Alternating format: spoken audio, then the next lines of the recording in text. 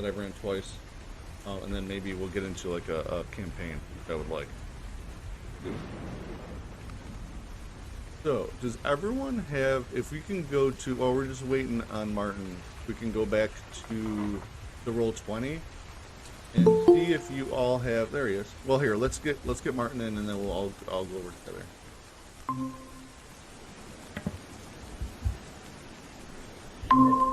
Martin. Hello. Good evening. Good evening. How are you doing? Very good. How are you tonight? Great. Thank you very much. Well, I'm glad to have you here. I'm very excited for you all. I'm going to just do a quick round. We have Dave. We have Megan. We have Michael. And we decided, Martin, that it's Michael and I'm Mike. All right. So that everyone can, so you can tell everyone apart. And then we have Martin. Martin, you're from Quebec? Yeah, the province of Quebec. Is that where you're joining us from right now? Yeah, absolutely. Awesome. Love it. I love it. I love it. Absolutely. So we can do it in French if you want. I obviously speak French also. Okay. All right. So we are, without further ado, we're gonna move over to the Roll20, and I want to make sure that everyone has control of your character. If you just see if you can get your character out onto the cursor. Everybody. Everyone can hear me, okay? Yep. Yep. All good. So, like I said, the only house rule I have is we're just not spending luck. Maybe in Pulp Cthulhu, we would do that, but for this evening, just, you know, if we want to call for that. And I would like, because we're doing most of this audio, if everyone, when you roll your skill, whatever you're rolling on the Roll20, if you could just tell, like, because I'm not always looking, just tell me, you know, hard success, regular success. Does anyone need help with rules or any questions about rules other than that before we start? The rules not so much. It's just how to roll dice in the Roll20. Okay, so you go to your character and click on your character. Yeah, I'm done. All right. All right, and then you're going to go to your character sheet. I'm on it. Okay, so you have on the top right corner, you have an edit mode. Top right corner, edit mode. Okay, I just turned it off. All right. Okay. Cool. So now, if you go down to your skills on the actual character sheet. Yep. And as you put your mouse over them, they highlight. Right. You just click one, and it'll roll for you. Okay. But where's the result? It's right there. It says heart. So you just did your handgun. It's in. Okay. It's in the chat. Yes. In the chat. All right. There we go. Sorry. Okay. Cool. Yep. And so you had a hard success and a regular success. Ah, there you go. That's where it is. Okay. And then, when you use that skill, also they have a little thing you can check off that you used it, so that if you want to use this character in the future, you can do your your experience upgrades. Right. The Oh, there you go. Okay. Cool stuff. Handgun, roughest success, and art success. Okay. Cool. Great stuff. That was the missing piece of the puzzle. There we go. Excellent. All good. Everyone else is good with that? Yep. Yeah. All right. I was stuck in edit mode too, so I was like, "What the hell's going on?" I couldn't do anything. That took me a minute to figure out as well. But we'll just. So as most Call of Cthulhu scenarios go on Roll20, there's not a whole lot of there's a couple maps, but I try and use pictures when I can, if I can draw some, find some. All right. Okay, let us begin. So as I sent you your little opening scenarios, it's October 1926. the 6th of October. Exactly. We're gonna start on a bus. Bus is traveling towards Arkham. It has just started to rain. The rain is starting to pour down.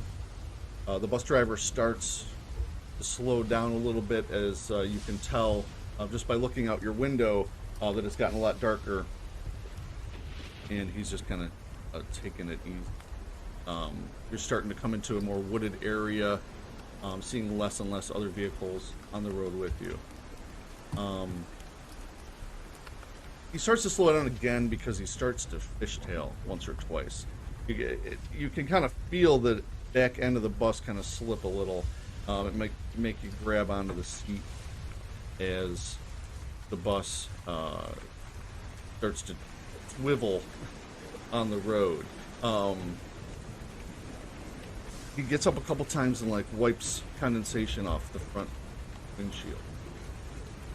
Then he yells, "Holy shit!" And a lightning bolt slams right in the road right in front of you. The driver jerks the wheel and goes off the road just a little bit. You can hear gravel. There's a metal crunching slam, and you become weightless for a moment. The bus's brakes screech as you're thrown forward, and I want the 3 of you that are on the bus to make dex rolls. Absolutely. I'm on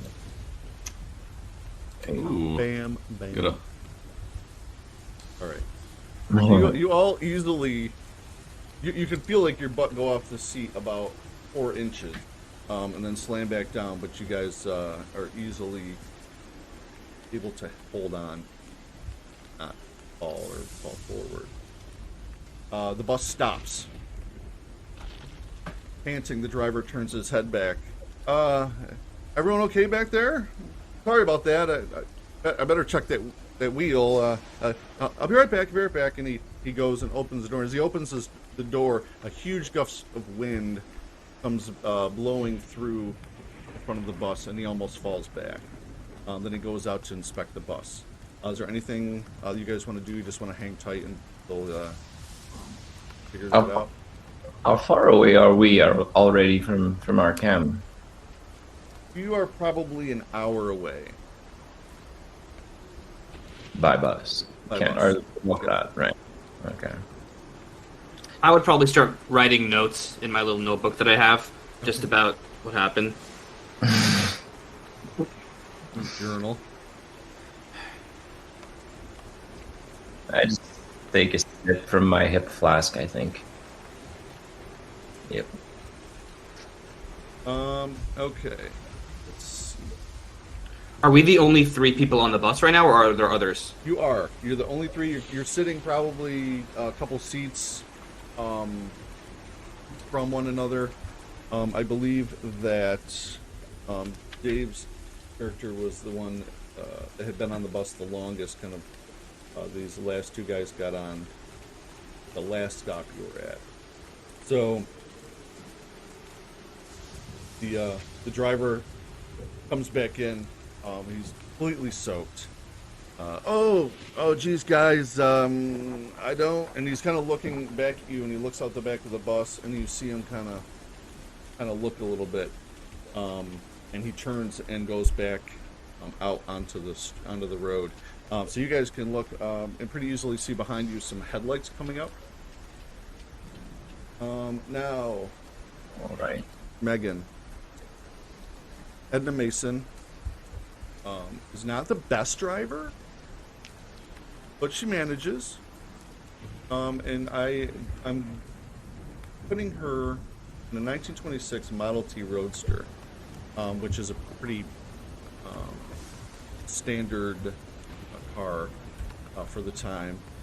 You've been driving pretty slow because of the rain, and you saw some taillights way up ahead and through the clouds and the rain and stuff, and the darkness. You can see them kind of drive across the road to one side and then back as if it's going out of control, and then it stops, ends up on the side of the road. As you approach, you see a man in just basically a bus driver's outfit. He's just wearing pants. He's not wearing a coat or a rain slick or anything. He's holding his arm over his head to keep the rain out. And he gets out in front of you and just stands right in front of the road and starts waving his arms. What would you like to do? Yeah, I'll try to pull my car over to the side of the road. She's like probably squinting at him, trying to see what's going on as she's driving through the rain. And then she'll like slowly slow down as she was already going super slow and gently ease onto the side of the road before she gets out of the car. Are you going to come right up behind the bus? She'll probably stop like 5 or 10 feet back because she saw them fishtailing, so she's not sure what's going on. Okay. So she'll stop a little ways away and then walk over. Okay. So you guys in the bus can see the bus driver go back to the car. So I'm going to do... So I looked at everyone's dex order. So that's kind of how I'm going to go through. So when we have like a situation like now, like what are you guys going to do? Instead of just saying, what are you going to do and have everyone talk at once, I'm just going to go through dex order, and then we'll know that person, that's how the order is always going to be. So when we do combat or anything else happens ever in our games, that's how I'm going to work it. Instead of rolling for initiative, I think it's pretty safe to assume that, the track star is always going to go before the 90-year-old man. There's never going to be a situation, I don't think. So it'll just be easier. And so I'll just go through and see, and so I'll ask you guys, and that way I'll get to know your voices because I'm not looking at you, and that'll help. So the bus driver starts walking back to the car. Rufus, would you like to do anything right now? Actually, let's do this. I can't believe I've forgotten. I've been playing with the same group for so long. Martin, if you could describe Rufus to the other two guys on the bus, please. Right. So he's I'm built slightly. I'm not a big man by any stretch of the imagination. Not very tall, but rugged, good looks. Blue eyes, long hair. Very similar to what you see on the camera. So that's Andy. Kind of laid back, slouch in my seat, dressed in comfortable clothes, and regularly taking sips from a hip flask, and probably mid-30s, roughly, maybe a bit younger.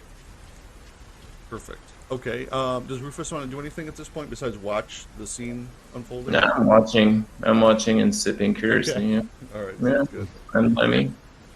Okay. Then Dave is Felix is next. We have Felix, played by Dave. Dave, if you could describe Felix for us. So Felix is rather weak. He doesn't have a lot of muscle tone, but he's kind of tall, lanky. He wears a really sleazy-looking pinstripe suit. He's kind of got his hair greased back. He's got a really thin pencil mustache and a hat on, and he's got hanging over his neck some strange device. You can't really tell what it is right now because it's not activated, but it's like right now it just kind of looks like a big leather kind of rectangle. And he has a cigarette in one hand, a pen in that hand, or a writing pad, and then he's got a pen in his hand. And often you'll see him writing, but sometimes he mistakes the pen for the cigarette and vice versa. That's his major quirk that he has. But he has very sort of discerning, peering eyes that kind of just survey the scenes around him as if he's always trying to look at his surroundings and gather information. Okay, and would Felix like to do anything at this point? So right now, I would say Felix is looking out the window and he's writing in his notes something like, "The bus pulled over. The rain was pouring on the road. The driver seemed not to know what he's doing. Perhaps he's drunk." I'll have to ask my editors about that, and maybe I'll get some interviews from the witnesses. Okay, and last on the bus, we have Dilbert. Michael, describe Dilbert for us, please. Dilbert is in his mid-50s. He's wearing a faded but well-maintained business outfit. It's like an orange plaid, which he seems to like. and he's sitting down in the bus seat, clutching very closely a doctor's bag, and you've heard glass rattling the entire bus trip. He's very bright eyes. He's older, but he has everything like bright eyes. Gilbert, get up or do anything. He actually does. Okay. Right, all right. Okay, you hear more rattling as you see him shuffling through like something in his doctor's bag, and he pulls out 2 flasks of this reddish liquid, and the 2 people in the bus, one each at a time, you feel like a tap on your shoulder. It's like if you feel a little weary from that little accident we have, I have a little thing for you. Just $2, and it'll cure whatever ails you. Right. Barbiturix is what you're offering, dude? I've never been called dude before, but no, it's Dude is out of character, sir. oh yeah, I know. This is like the 5th time he's offered it, so I have my own, but thanks. I'll take a I'm always bottle. here for you. Okay, $2, please. $2. And he reaches into his pocket and he pulls out like a ratty leather wallet. After that shake up, I might need an extra, but I'll tell you after this first batch. Oh sure. Hands you the pleasure doing business with you. So he immediately pops the cork off and sniffs it. What kind of smell does this liquid have? Like a sweet smell. He sort of gingerly takes a swig. It's like sugar water. Ah. And he immediately starts to write in his notebook. Never trust Dilbert again. Okay, Edna, you are as you're pulling up behind the bus, see the bus driver come around the back, just completely soaking wet. The wind's hitting his face. He's having trouble standing as he's walking towards the car, and you can feel the wind now as you're stopped. It's just, I mean, it was bad pushing you around the road, but you know, now that you've stopped, you can just feel your car just shaking. You can feel the wind underneath, like kind of lifting it a little bit. And he comes to the window and he puts his arm like over his eyes. Excuse me. Yeah, she kind of looks up and she waves, and she'll open the door, I guess, or roll down the window. She's on her car wet. She'll open the door, Okay. and get out and pull up. I assume she's wearing probably some sort of rain jacket. She's wearing a lot of outdoorsy like clothes, and she'll kind of like she seems pull up pretty the hood. practical in that way too. Yeah, so she'll pull up the hood to her raincoat and kind of like cross her arms. And is everything okay here? Hello, madam. Yes.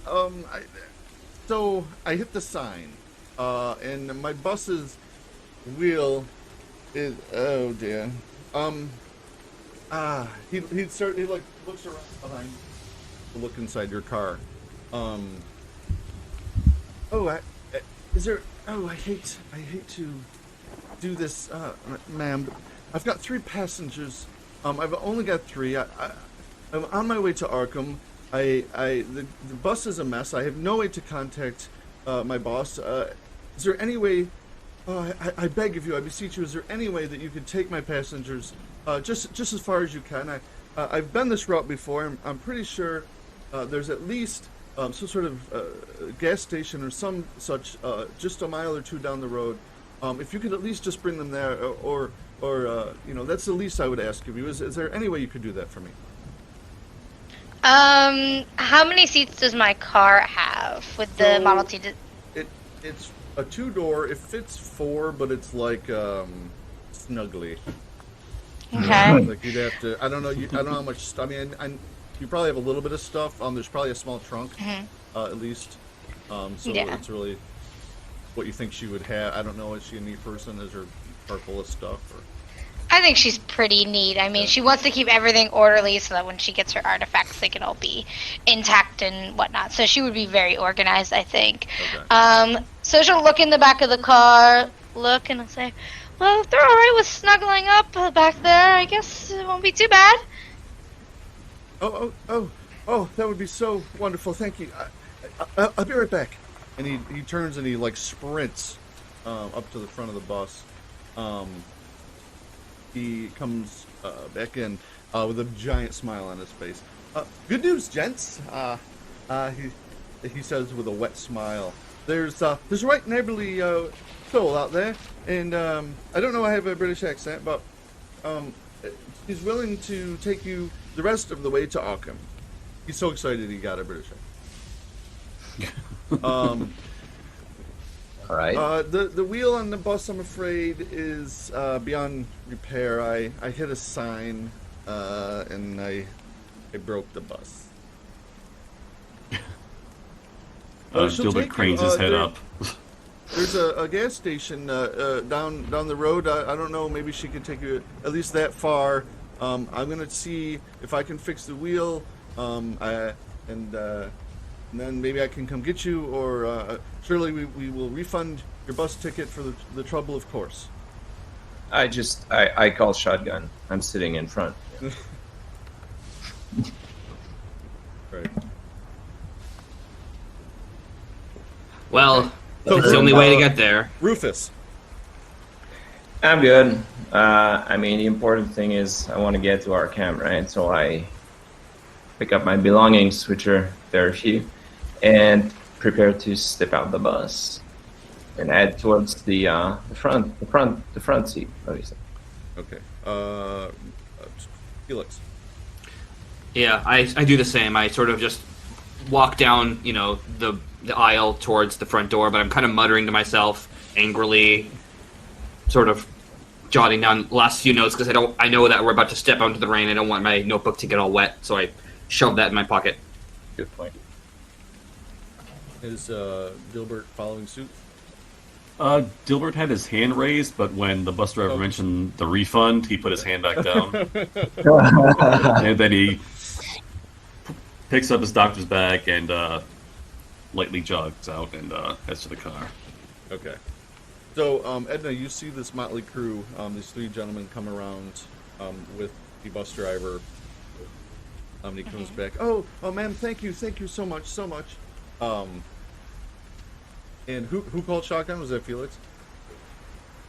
Or Rufus? Oh, no, I did. Rufus. It was Rufus? It was me. All right. Yep. All right, so Rufus kind of immediately just like runs over to the driver's side. Well, there's only two doors, so I guess he's the first to. Okay. Belongings can go in the back trunk. And she'll go around and like open up the trunk. There should be some extra space. It might be a little tight and snug. But go ahead, get yourself situated. Thanks, doll. I just toss like a small briefcase in and walk around to the other side. She raises an eyebrow but doesn't question it, and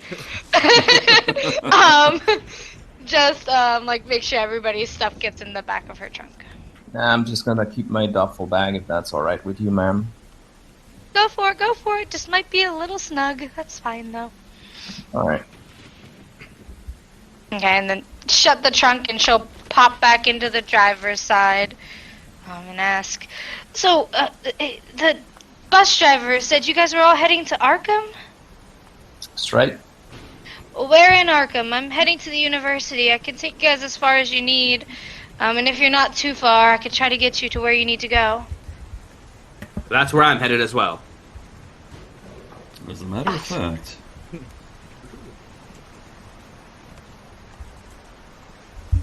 All right. So Mind if I smoke in here? Just don't ruin the seating, but it's fine. I'll try. And he takes out like a small, like, bronze cigarette box, flicks it open, and puts a cigarette in his mouth and lights it up. Okay, so I'm gonna put Felix behind the passenger, and Gilbert is behind the driver, and you guys are literally like your knees are kind of squished up.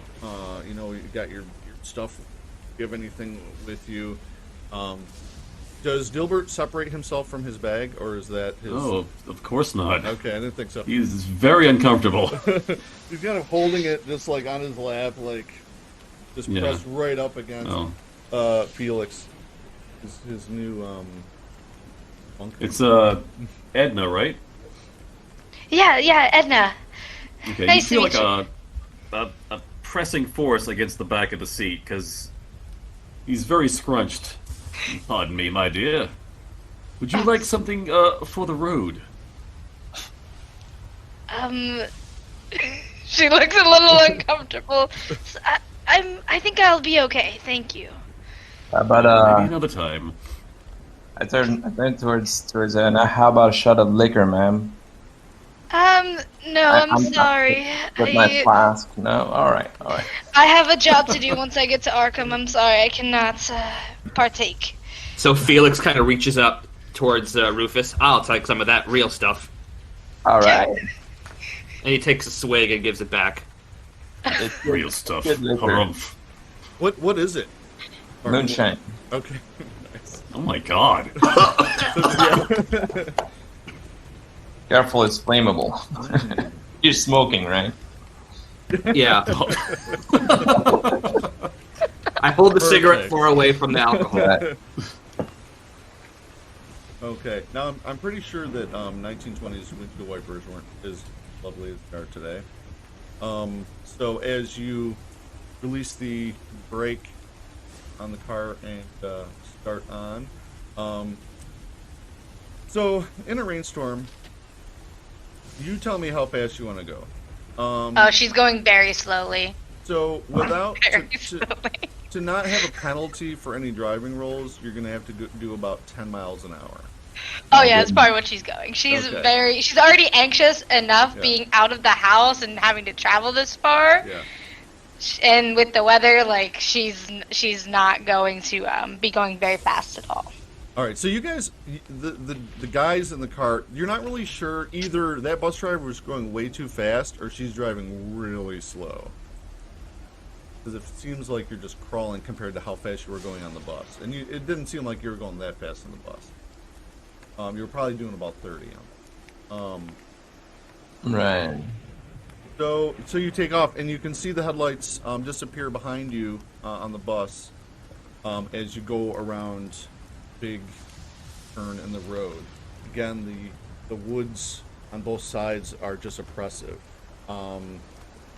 You guys are just hanging out with the ride? Are you guys talking about anything or doing anything special while you're driving besides drinking? Well, I just Edna, right, ma'am? There's no chance of a liquor store here in these woods, but if ever I need a refill. Isn't liquor prohibited in the 1920s? It is. Oh, you're right. No liquor store. Yeah, I don't think we're gonna come I decided across it one was a of those. Like, sure. I don't think we're gonna come across one of those, but Right. she's just very awkward. So, what are you guys going to Arkham for again? Going to meet a friend. It's like I'm everyone's meeting- story. I'm meeting a friend. Yep, just a friend. I don't know who I'm meeting. I'm meeting someone that my boss told me to go see. Some character up at Miskatonic University said he had a big discovery or something like that, and I'm going to go get the scoop, because I'm Felix Van Ferdinand, Worcester Telegram. Always get the best scoop. What was the name of the person you were going to meet again? Grazik. Edmund Grazik, I believe. I'm also going to Arkham, but I'm going to meet a different person. Let me double check on the name. Oh, by the name of David Warner. An archaeologist there. Said he found some interesting new artifacts in the area. That's more information than I got.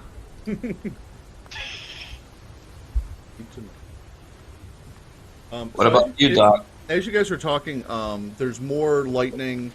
The thunder seems to get louder, and without warning, something runs right in front of your car.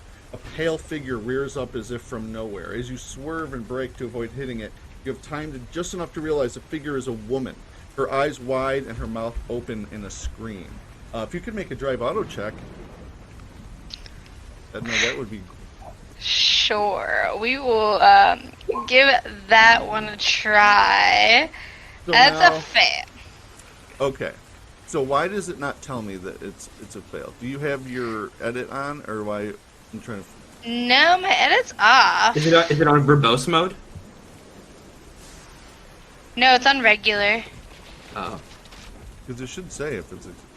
Okay. Well, we'll figure that out later. So yeah, as long as you just tell, as long as you know, you just tell me if this. So that is a success. I believe. That's a fail. It was a 26. Oh, I thought- and my what's your drive drive? auto is a 20. 20. Okay, perfect. Awesome, I'll kill you with. Love it. Okay, so you feel a slight, you clipped her a little bit, and your car comes to a stop. I mean, you were driving that fast, but you don't immediately see her outside. Rufus, what would you like to do? Car is stopped now, right? The car is now stopped. Kind of just she did a little sideways, but you're still in the road. You didn't go off the road. I'll roll down the window. I just want to stare outside if I can see that woman. Okay. As you start to roll down the window, the rain just starts pouring in, probably putting out Felix's cigarette. Ah, rats. You do see her now that you kind of look behind the car a little bit. She's starting to get up off the pavement. All right. She did fall down.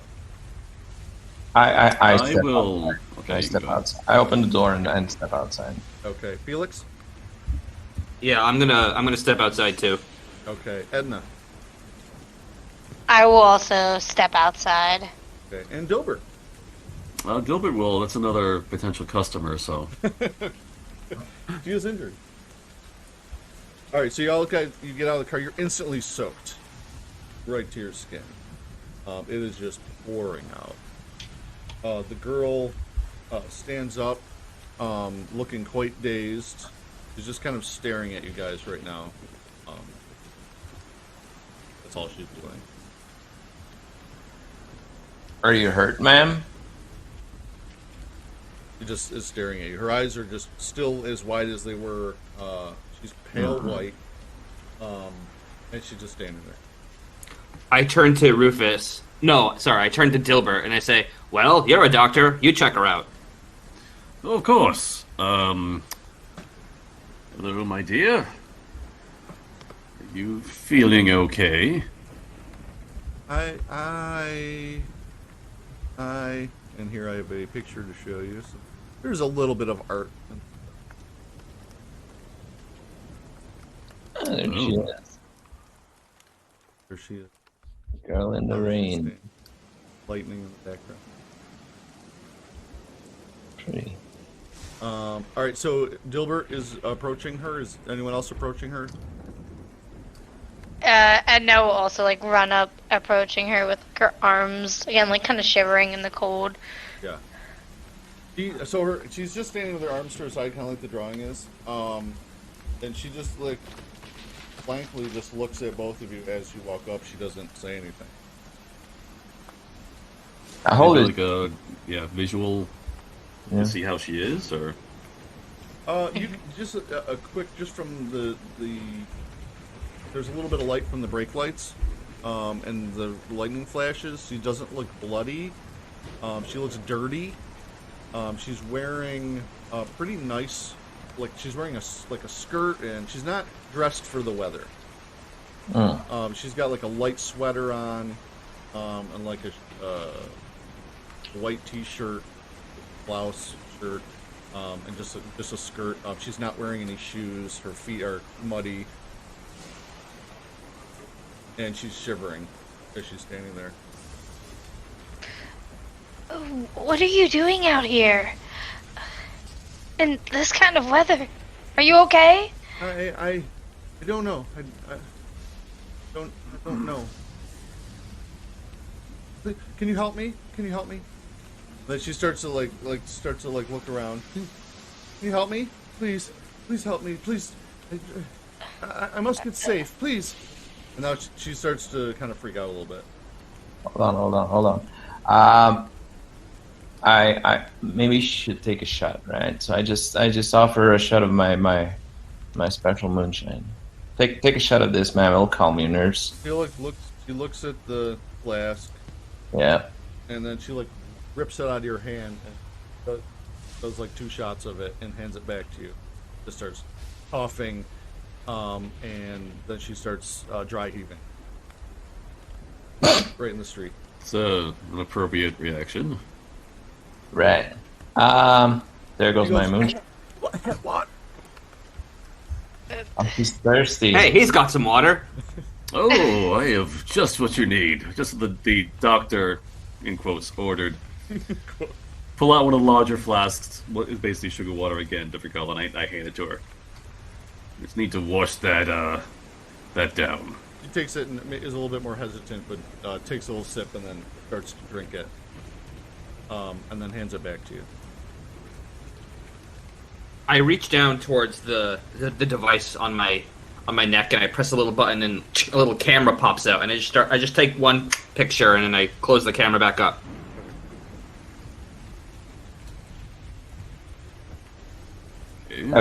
You feeling better, ma'am? No, we've got to get out of here, Right. please. I'm not riding in the She's trunk though. like looking into the woods. Ma'am. Everyone make a spot hidden right now for me, please.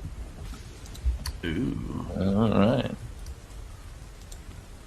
regular success. Hold on. Where's my character? Success. Oh, I failed. Hold on. My character sheet disappeared for some reason. Launch game. What happened there? Yeah, you're not in the Roll20 anymore for some reason. All right. Oh, there you Now are. you're back. Now you're back. Okay, cool. It's kind of weird. Hold on. What happened there? Ah, there's the Song of the Rain. I was missing that. All right. Character sheets, and then edit mode off, and then spot edit, right? Yeah. All right. There you go. You should also mute yourself in the Roll20 because your audio is coming through again. Okay, cool. How do I do that? I don't know. Go to in Roll20. Go to my settings. It's on the top. It's a little like cogwheel. There's a cogwheel, yeah. It's all the way on the right hand side. Click that. And then Right, you're- I'm there. Okay, then you want to scroll almost all the way down, and you'll see I want to broadcast to others. I want to receive from others, and you can. Right, I want to broadcast nothing. There you go. Yep. All right, done.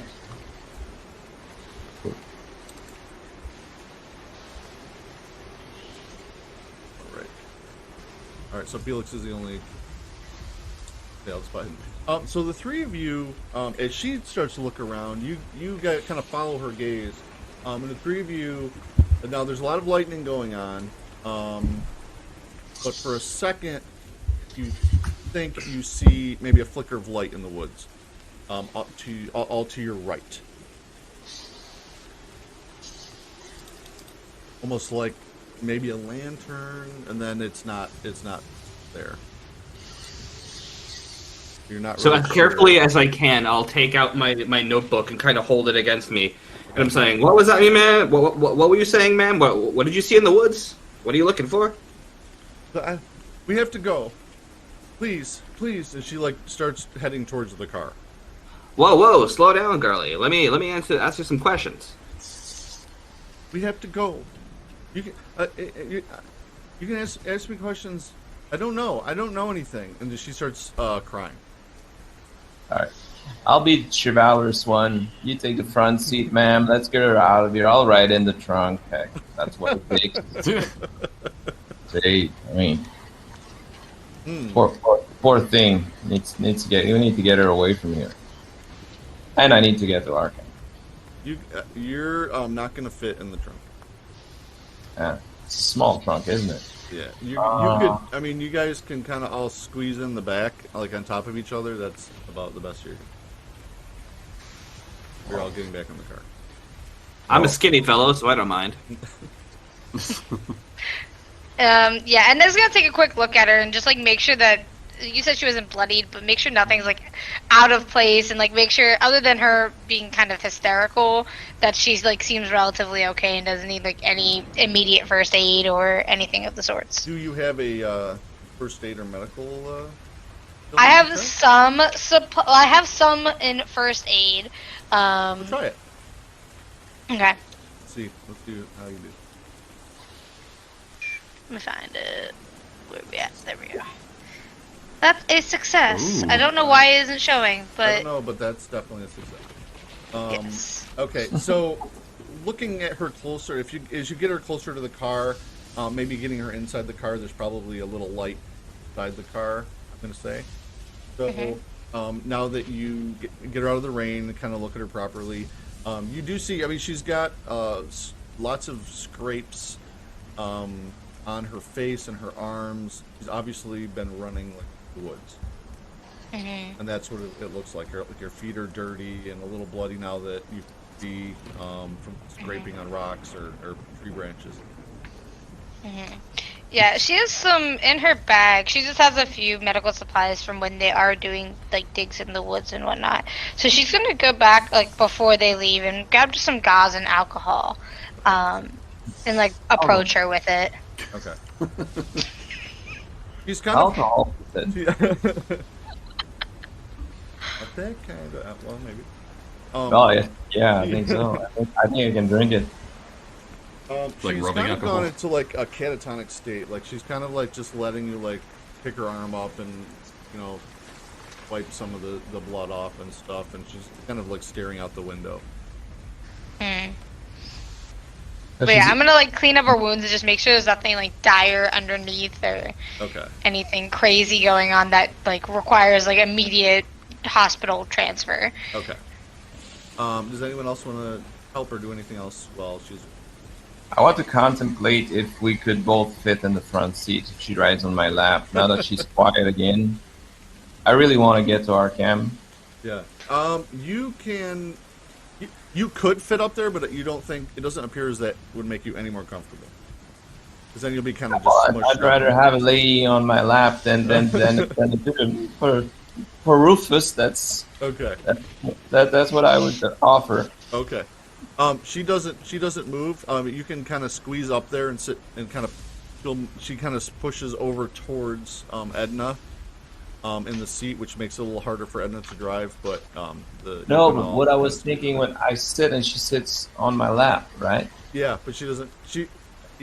Are you gonna try and like pull her onto your lap? No, She, like- I'm saying, ma'am, maybe you could just you could just ride on my lap and we go to Arkham and get you some proper first aid and what you need, and we get to Arkham. Okay, so she's What do you still just staring at. She doesn't even acknowledge that you're talking to her.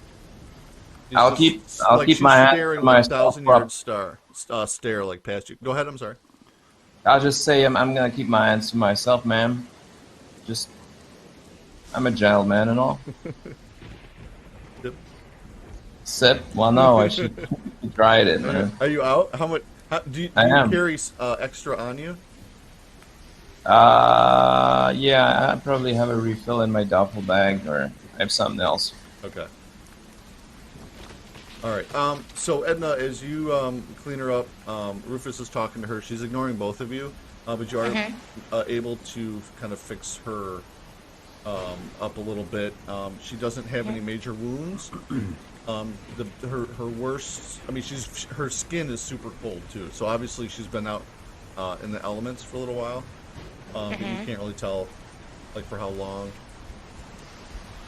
Do I have any blankets or anything? Would I have one in terms of like being out? I don't know if I put one on my I mean, you list. probably have like a picnic blanket or something like tucked away, like for whatever.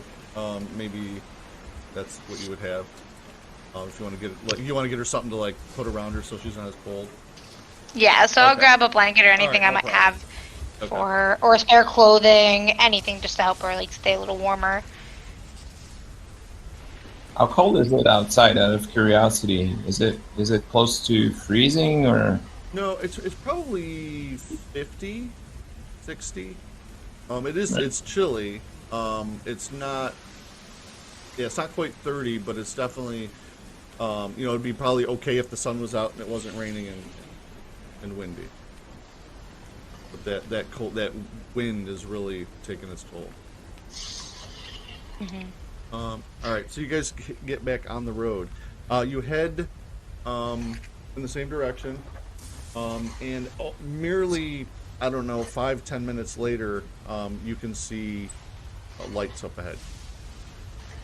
And as you get closer, you can see on your left-hand side, there is some sort of pull-off, like a truck stop. There is a diner, and next to that is a gas station, and then there's a big like mechanics garage next to the gas station. But what really catches your attention is the truck.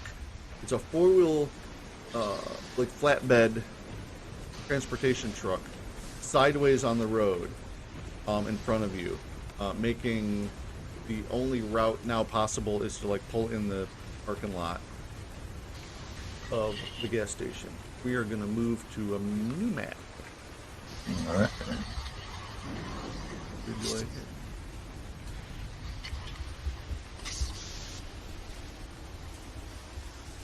Okay.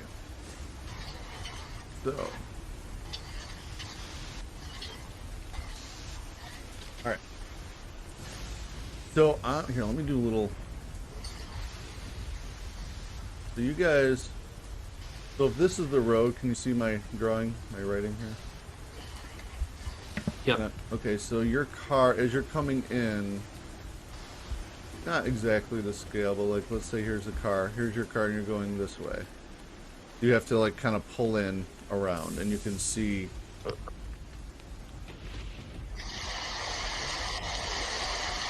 Now a little bit better. What are you doing? So you can see there's one pretty big car in front of the diner. And right now you can see the big truck, and the gas station has got number 5 on it, and then the gas station. The lights are on everywhere. As you pull in, you only see a few people moving around inside the diner, and so you have stopped. All right, so we're gonna go to Rufus. Gotcha. There's people inside the diner, right? All right, I'll head toward the diner. By the way, I need to get out of the rain for a spell. All right, Rufus hops out and heads directly to the diner. Felix? Yep. I want to head towards the mechanics. You said there's a mechanic station somewhere? So there's a gas station, and then there's like a barn. Okay. Where the barn. That's what I meant. That's like what I meant by. Oh, so number 3. Correct. Number 3. Correct. Okay.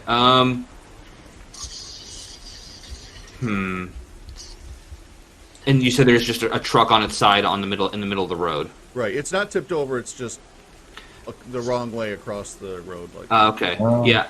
So I would hop out of the car, run over to the truck, take a picture of it, write a little blurb about it, and then head to the diner. All right. So as you're running over to the truck, Edna, what would you like to do?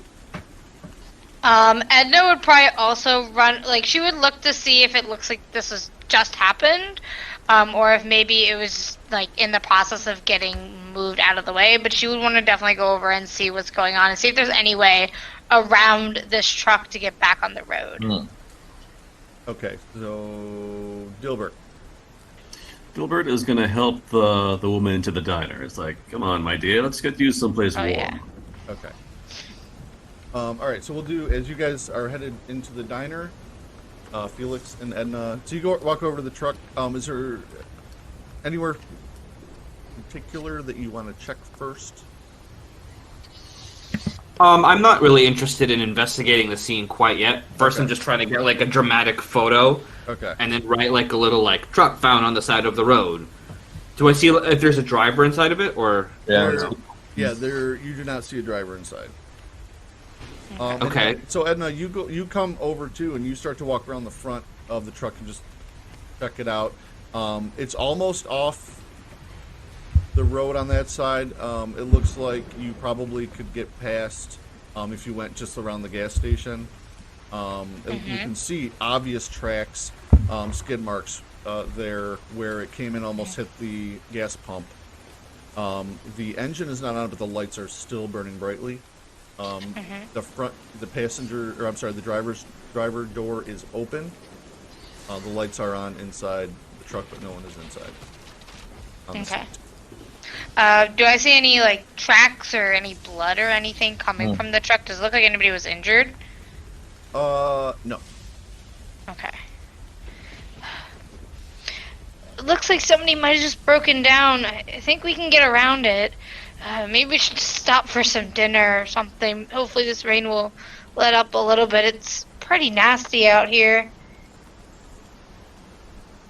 Okay, as they're surveying the truck, Rufus, you walk in the front door of the. If you move your character over to the diner, Yep.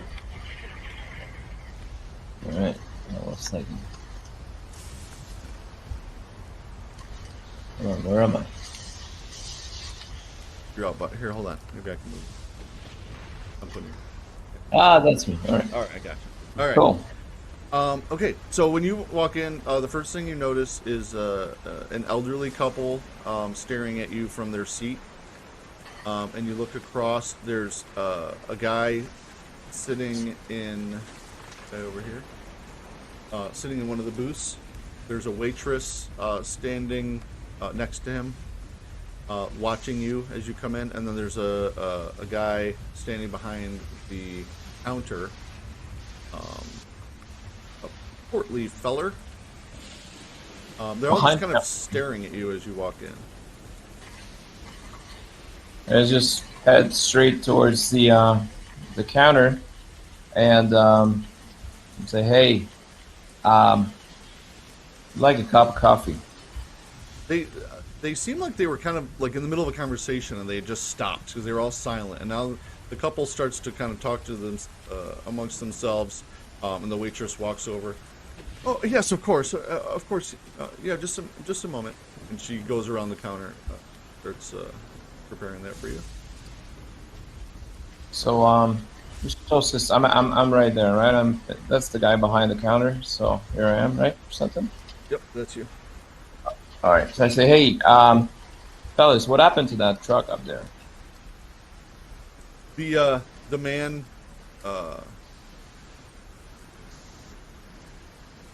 Man, what? The man comes over here.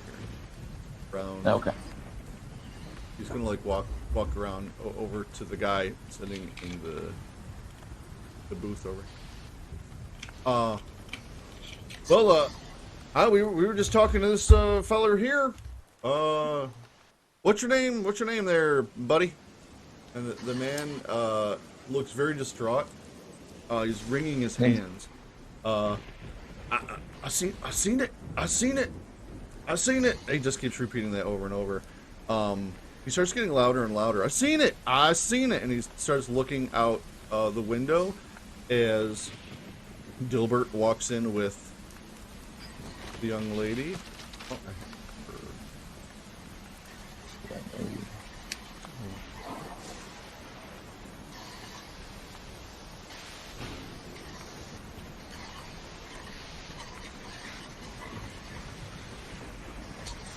He comes in with you. So you can see Rufus has already gotten himself a seat. The waitress sees, yeah, just come on in. And Gilbert, you walk in. The girl walks in behind you. The waitress sees her and immediately like whips around and starts like making, finishing her the coffee order for Rufus. Yeah, just have a seat anywhere. What would you like to do, Take a Dilbert? booth. Okay. You're gonna have to move, like you kind of have to like move her because she's not like if you just gently like touch her back, she'll like walk. forward, and you kind of guide her to the booth and have her sit down. All right. I'm not forcing, just like lightly, like just motioning for you to sit down. Yeah, and she does. And as she sits down, she turns her head and starts looking out the window. Okay. I'm gonna bring you guys over here. So did you get let's see, Edna or Felix, did you want to go anywhere before you go into the diner? You don't have I to go wanted to the to- diner if you so- don't want to. Are there lights coming from either of the other two buildings? It looks like there's just like it looks closed. Yeah, the so I would- gas station, but there's like just like lights on, and so like emergency lights like on. Yeah, I would probably peer in and try to Okay. see if there's anybody in there. Okay, so you're gonna kind of do detour over there, while you're Yeah, just like look through this window. okay. Edna. Anna will make her way towards the diner, but when she sees Felix look back, she'll kind of like pause in the rain and like look back at him and wait for him. Okay. You see Felix inside. It's your basic, there's oil cans, supplies. It's almost like a little general store, kind of, as in addition to being a gas station. There's the closed sign has been turned outwards, Got it. and you can see there's like a lamp on in the bed. That's where the light was coming. Like a lamp in the kind of where the cash register is. Like So I see this right building also. here. I see the converted barn as well. Yes, so you can see it's kind of half. There's no walls on half of it, and you can see it looks like maybe farming equipment and stuff over there from where Okay. you are. It's kind of, there's no lights on over there, so that's about all you can see just from the lights from the buildings that you're around. Yeah, so I'll put out my cigarette and come back towards Edna and say, "Looks like they're closed up, but I wonder if we can get the owner. Maybe they're eating at the diner." All right, Rufus. So the waitress finishes making you coffee, turns around. She's shaking a little bit as she sets the coffee down in front of you. 2 cents. Any chance you can perk that coffee up, ma'am? You know what I mean? No, I'm sure I don't. Give it a bit of pick me up to it. Bit of ooh. I have some honey. Right. So I pay her 2 cents. Okay. Thank you. Oh, sure thing. She walks over to Dilbert.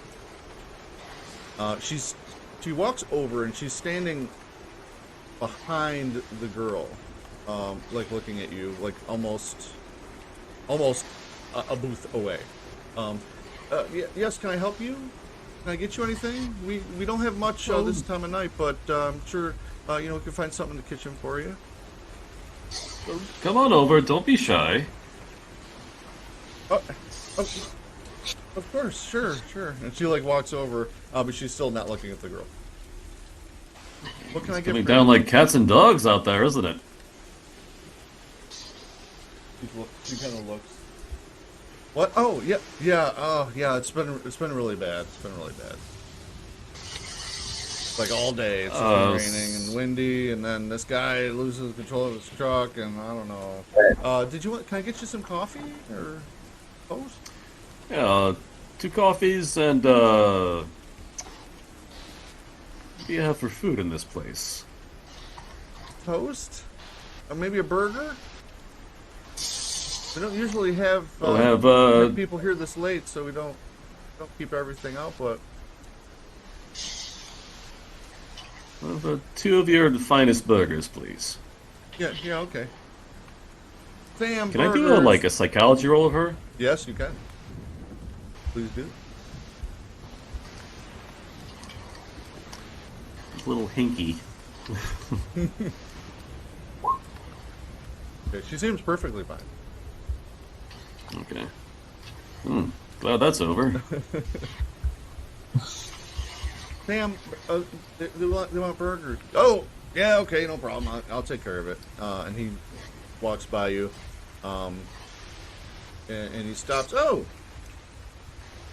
Amelia, I didn't see you there. How are you, darling? Amelia. And he's kind of like looking at her. She's ignoring him and looking out the window. As Felix and Edna enter. Where does Felix, where are you gonna head as you walk into the diner?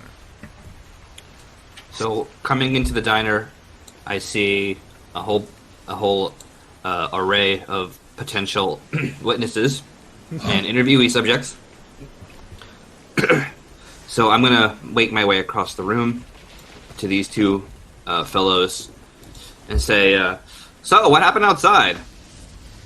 All right, so as you walk in, this guy's actually headed back. Oh, okay. Sorry about that. And the waitress is also on her. Yeah. So I'm gonna pop up next to this guy. This map is, I mean, it's not so crappy map. Okay, so you're making your way to that guy. He's mumbling to himself and glancing out the window erratically. Edna, you walk in right behind Felix and see this kind of situation happening. Yeah, she'll just kind of look around at everybody, and then she'll just kind of make her way to a booth like near Dilbert and the girl. Okay. There's room to sit with them if you want. Okay, yeah, she'll sit with them. Okay. And so as you sit down, are you gonna sit next to her or next to Dilbert? She'll sit Well, next I've got my doctor's to the case, girl. so Right on. Right. Sorry, the seat is taken. yeah. Okay. As you get it, she can kind of feel you sitting down, so she moves over, but is still just staring out into the parking lot. Okay. So Felix, you get over to that guy. Are you gonna stand next to him? Are you gonna sit down with him? I'm gonna slide into the booth, like the seat across from him, Okay. and I'm gonna say, Felix Ferdinand, what's the telegram? So, what can you tell me about that little accident outside? What did you hear? What do you say? His eyes focus on you. They're bloodshot.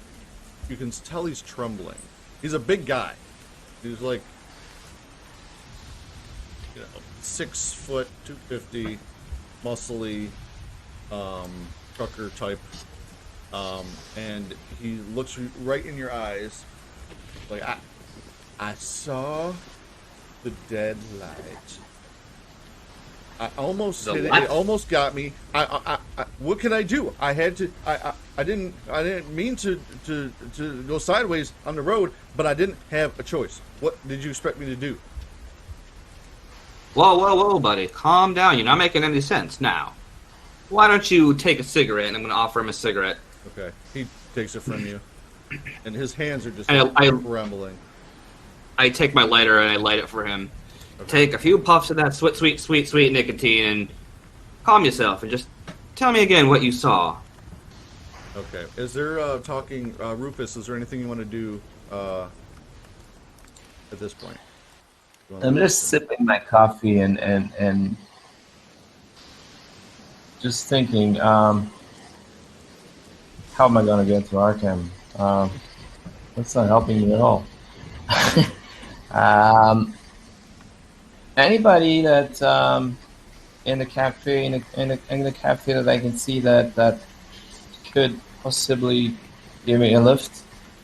So you, besides the guy talking to himself over in the corner, there's an older couple over here that have just been talking to themselves. They might have been like looking at you, and as soon as you look over at them, they kind of look, and then they start talking to each other, like under their breath. All right, but there is another car. There was another car in the. All right, so I just leave my coffee there. It's a bit lukewarm, anyways, and I head towards the couple. Okay. With my most charming smile. Okay. And as I approach, I say, "Hey, good evening. Listen, I really need to get to Arkham, and I was wondering if that car there yonder is yours." The woman kind of make a some sort of persuade? Yeah, you're right. Do That, you have that's right. persuade or some sort of still? You have, I have fast talk, though that's not the. I think I, this. Yeah, I mean, if you had like an angle, I think at this point it'd be a persuade roll, unless you have a. Really, yeah, it's different idea. persuade more than any. Hold on. I know. I went up to. Persuade, look. All right, there we go. I probably failed that one, right? What is your? I don't know why it's not showing. What is your? 10. What's your persuade skill? It's 10 actually. It's the It's default 10. one. Okay. Yeah. All right. We're not driving anywhere in this weather. Teddy, tell him we're not driving. And the old man's like, yes, my dear. It's fine, Winnie. Fine. We're not driving. Well, in the you see, rain. the We're not driving. Okay, can I push it? Sure. 'Cause I'm gonna see the thing here. The thing here is in my bag here. I have medicine. I have medicine for my father, and my father really needs his medicine, and he needs it like before tomorrow morning. I really need to drive to Arkham and deliver this medicine to my poor father. All right, make the roll. What? Go ahead and make the roll. So, all right. That's the idea. We're gonna push. Medicine. Fast talk. Yeah, fast talk. medicine. All right. Make that fit. Fast talk. There it is. I'm better at that one. Are you? I failed it too. Okay, Oh, so no. you failed it. Horrible. I don't know how. With an 80 fast talk. I know. I got 80, man. So the man kind of puts his arm across his wife's shoulder. Sir, I will ask you to please back away. You are making my wife nervous. I am. And they kind of Terribly sorry. shuffle towards the window, and they will not engage you in Talk to me conversation after any again. longer. All right. But that was. It's good to know. All right. All right, good try though. So I head back towards my coffee. Okay. All right. Let's go to. So Edna, the waitress comes back right after you sat down. Yeah. Hey, what can I get you? Wow, there's a lot of you here all at once. Can I get you something? Yeah, for coffee? there's. Coffee would be wonderful, please and thank you. It's been an interesting night, to say the least. Sure, okay. And she goes around with the coffee. All right, Felix. Yes. So he says, I just told you. I just told you. The dead light. I saw it on the road. It came out of the trees. It almost hit me. I swear to you, I'm not making this up. Do you think I'm lying? And he starts, like, his brow starts furrowing. I don't think you're lying. I just don't know what a dead light is. I mean, could have been a deer. You know, deers when deer stare at you in the road, sometimes their eyes reflect. Are you sure you weren't seeing no deer eyes reflecting back at you? He like gets all quiet and he gets a little closer to me. Buddy, I've been driving trucks for a long time. I know what a deer's eyes or any other animal looks like in the road. I've hit a few. I'm not proud of it. I know the difference. This thing was moving. And he's just sucked down like that whole cigarette in just that time that he's talking to you. And I just kind of shake my head. Well, I'm trying to get as much information as I can. You see, I'm a reporter. I want to get your story out there for everyone to hear. And I can't do that if you're not giving me information about some weird, wonky-ass dead lad. I've never heard of that in my life. His eyes, as you're talking to him, his eyes go down to that thing around your neck, and he... Yeah. Why, this is a camera. Hey, are you going to take my picture? Would you like me to? Hold on. And he gets up and starts heading towards the door. Which Take door? my picture. I gotta get a better shirt than this. All right. He starts heading towards the door. And he's a big guy. You can like hear him. You can you can feel him walking towards the door. Is he genuinely interested in? Is he genuinely interested in getting his picture taken? You can make a psychology roll. I will See if you can tell. do that. Hard success. Oh. 20 versus 46. All right. When you mentioned picture, his eyes lit up. Like for some reason, he seems genuinely like excited that someone's gonna take his picture. All right. That's the And- first step to most people. All right, so he's heading towards the door. Okay, Edna.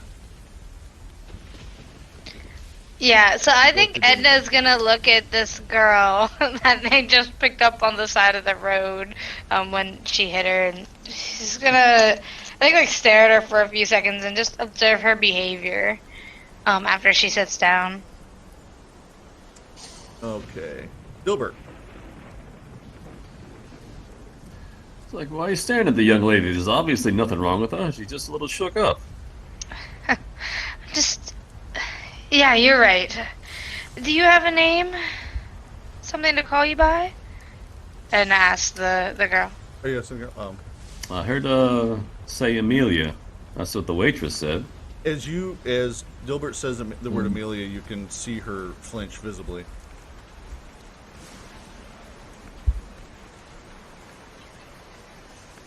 Is that your name? Is that what you'd like to be called?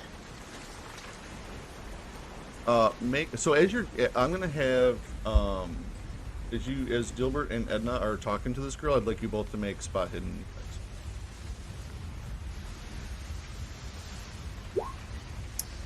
Regular success. 1 second. Okay. Ooh. So as you're talking to her and the big burly guy is heading out the door, you both notice that same flash of light out in the woods across the street, and it kind of like where the truck headlights are disappearing into the woods that area, and it's just again for like a brief second. Could be ball lightning. You're not really sure, but it was just a brief show of light. I'm going to say, Edna, with that extreme success, you can tell for that brief second, like maybe the last time you thought it was a lantern of some sort, it definitely didn't seem like it was a lantern. Not sure Okay. what it was, but it definitely not being carried by someone. Hmm. And it disappears. And you see that Jake Feller has gotten pretty far. He's hustling out to his truck. Okay, Rufus, you have finished your first coffee. Right. So I gesture to my favorite waitress for a refill. Is she close by? Yeah, she's waiting. The Sam has gone into the back, and you can hear him like doing shit in the kitchen, trying to get together those burgers. She goes and gets the coffee, and when she comes over to pour your second cup of coffee, she says, "Oh, this is on the house, honey." She seems a little bit more calm than she was a few minutes ago, and she Right. pours you the second coffee. Ma'am, I noticed there's another car right next to the garage outside. Whose car is that? That's Sam's truck. Who's Sam again? Sam, he's the manager of the gas station. He's making burgers for your friends. Right. So please, tell Sam I'd like to have a quick chat with him, please. Oh, you can go back and talk to him if you want. Perfect. So I just stand up, grab my duffel bag, and I head towards the kitchen then. Felix, what are you doing? I'm kind of sitting in the booth, just tapping my pen against the table. As he walks out the window, or as he walks out the door, I kind of want to follow and see where he's heading. You want to physically get up and follow him? No. I want to look. I want to like Okay. follow him with my eyes. Okay. All right. So you see him kind of disappear around the back of the truck as he goes to the front. Okay, Rufus, let's do Rufus. So you go back, put you back here.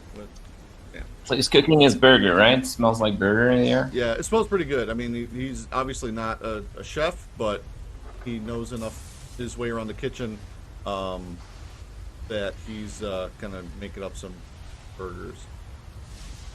And as you come back, as you walk back there, he's got something that he doesn't expect you, and he kind of sees you out of the corner of his eye. He's like, "Oh!" and he moves something like behind a large pot of flour or something as you walk back there. Did I have time to see what that was? Make a spot hidden. Yep, that would be in order.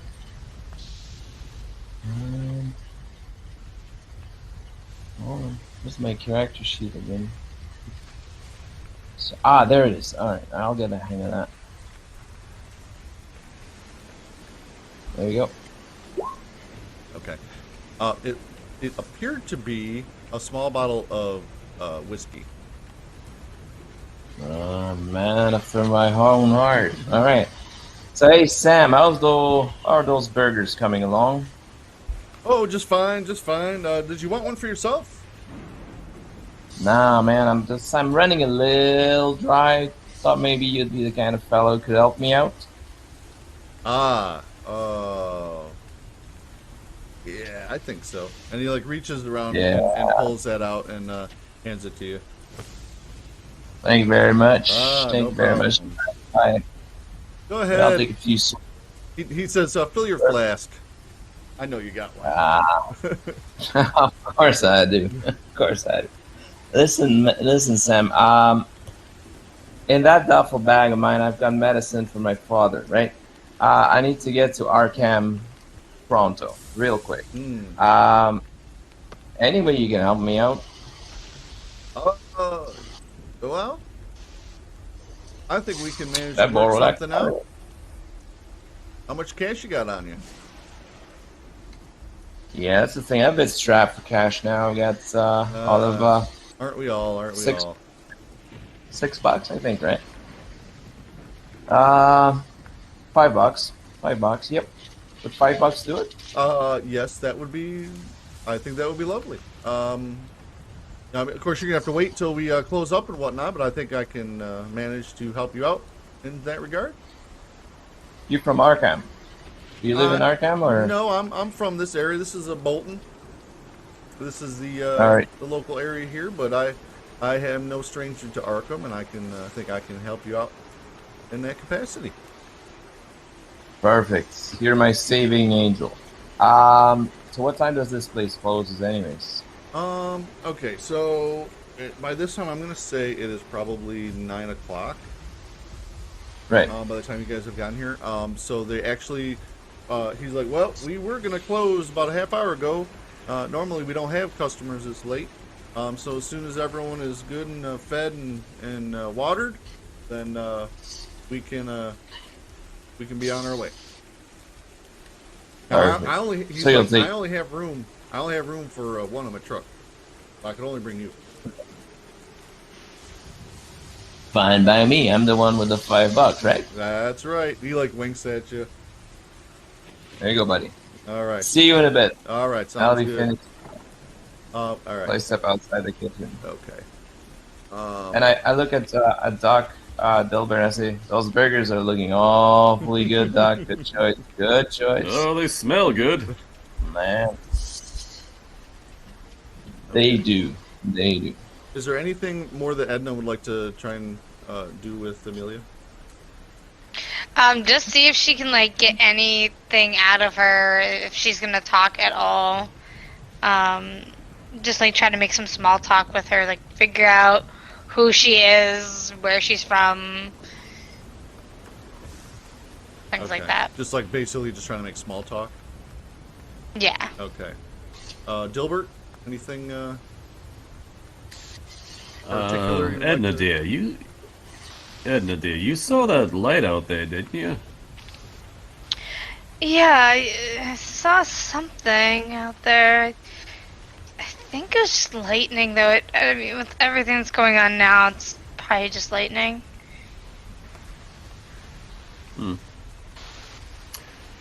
All right. But you saw it too? Yeah, I didn't get a good look at it, but it was some kind of light, like a lantern or something. I definitely don't think it was a lantern. Well, I don't didn't we know what see it it when we saw the lady here before? Yeah, I thought I saw something similar earlier too, but I don't know. It's very stormy out with lightning striking every half second. So it probably was Yes, just a I'm sure it's nothing to worry about. exactly. I was looking out there though. It looks like we can probably get around the truck and get back on our way after we're all fed and refreshed. Speaking Amelia, of refreshment, go ahead. Okay, so pull out a cigar. Go ahead. She'll look at Amelia and say, "Do you want to go with us when we leave, or would you rather stay here?" says, "What? Where am I?" And she's kind of like leans back into you, and then turns and watches Dilbert light a cigar. And then Dilbert, as you're lighting your cigar, and she turns to you, she seems a little bit more with it. Not as freaked out. She's not shivering anymore. She does look worried. And so as you guys are sitting there, Felix, you're watching. Jake went around the side of the truck. The light was already on inside the cab, but for some reason it's getting a lot brighter inside the cab. As you're watching, you see the light gets brighter and brighter and brighter. Everyone make listen.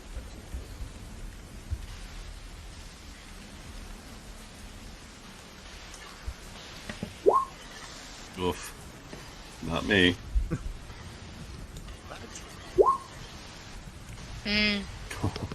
That's a no-go. Success, 23 versus 30. Dave, you hear, Shut up. you're pretty sure you hear a scream, but no one else reacts to it, so you're not sure if you did hear it or not. You're pretty sure you did, but as you hear it and you look around and no one else is reacting, you're not sure. But the light is definitely getting brighter, and it's gotten kind of like to the crescendo, and it's almost like someone has a 1,000-watt bulb on inside the cab of that truck. The light is just pouring out of it. You can't see it, and all you see is bright white inside. And as soon as you hear that scream and start to register that light is so bright, it starts to fade away to nothingness. If you want to say anything, Felix, or do anything at this point? I just point out the window. No one else just saw the truck lights glaring, getting brighter and brighter. Yeah, I saw that.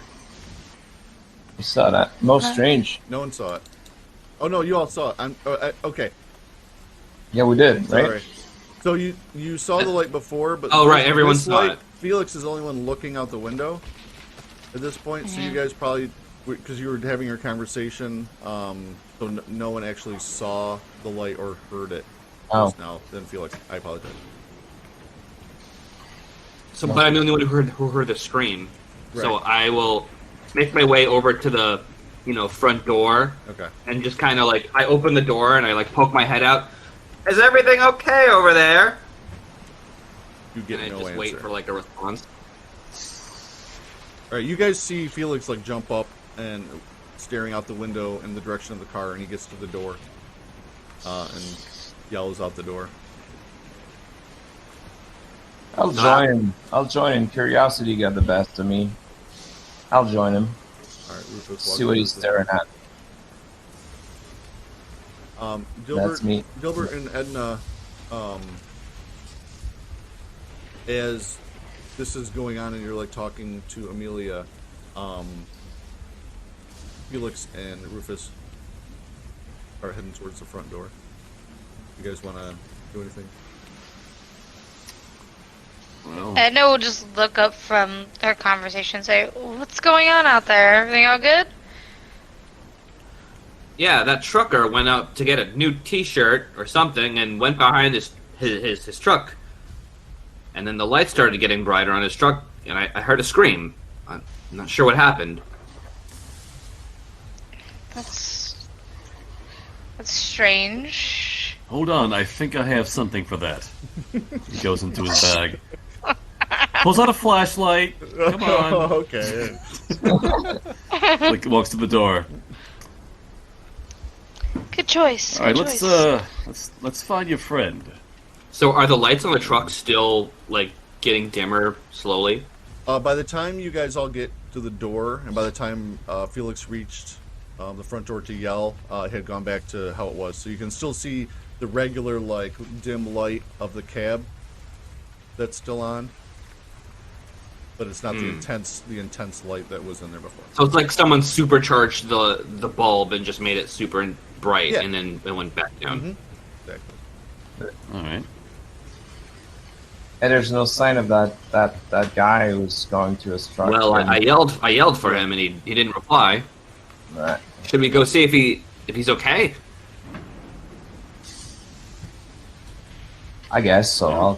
Might as well. My burger's not ready yet, so. I'm curious. Let's go see. Okay. Is Edna staying behind, or is she gonna go? Edna will stay behind with Amelia just to make sure she's okay. Okay.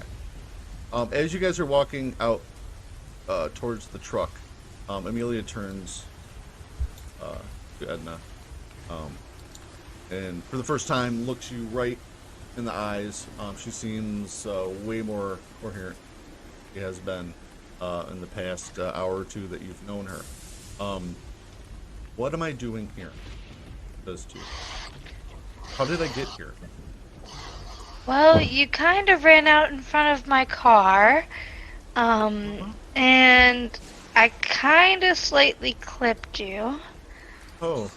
So you were She, like, screaming about how reaches you down, needed to like- get away. Like rubs on her hip a little bit. Oh, that's okay. Are you okay? Yeah, just I- a little sore, but I don't know why. Yeah. I don't know how I'm. My grandfather. My Where's my grandfather? Where is? What? She you looks were the at only the waitress. person. Mary, where's my grandfather? And the waitress is standing there. I don't know. Probably at home. I don't know. Why would I know where he is? What am I doing here? And she looks to you again, Edna, and kind of gets closer and like grabs your arm in your hand. Like we have to go. My grandfather. He could be in trouble. I think he's in trouble. What happened? How did I get here? She's really distraught. What do you remember last, Amelia? What was your last memory?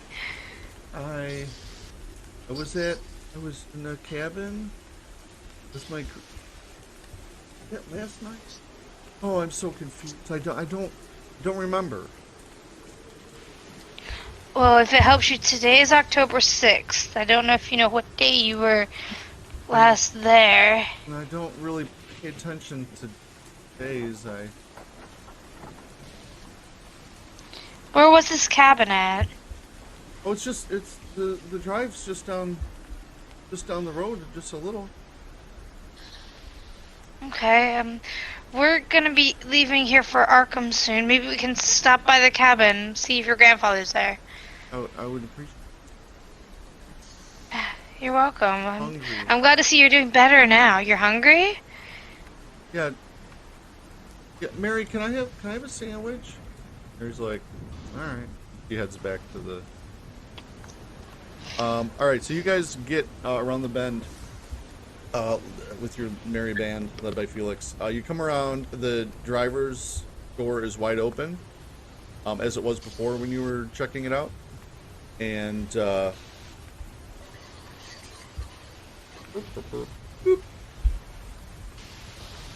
Oh, he's missing.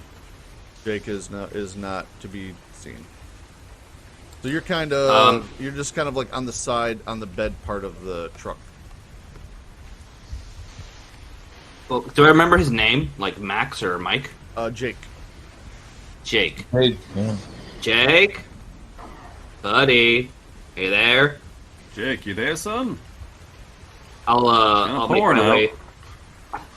I'll make my way to the front, to the driver's door and peer inside the Basically, cabin. Pointing beyond you with the flashlight. Okay, are you getting in the cab or are you just approaching it? No, I'm just looking in. Okay. As you looking on the driver's seat, is a small pile of ashes, and there's a little bit of smoke wisping up Oh. to the roof of the cabin. It's maybe like a handful of ash. And as you kind of look a little closer, there's a little bit on the floor of the truck as well. And it's not that hard to see that the other two guys I turned to won't be able to see it. Yeah. I turned to Dilbert and I give him some room. You've worked with Ash before, haven't you? Can you tell what that is? Oh, I just happen to be a connoisseur of different kinds of ash, so yes, I'll take a look at Sherlock that. Holmes. I don't know. Doctors have worked with ashes. All right, Rufus. Now, you're what would that be? Rufus, you're kind of standing here, like kind of absorbing all this. I am. I'm just. I got my duffel bag with me.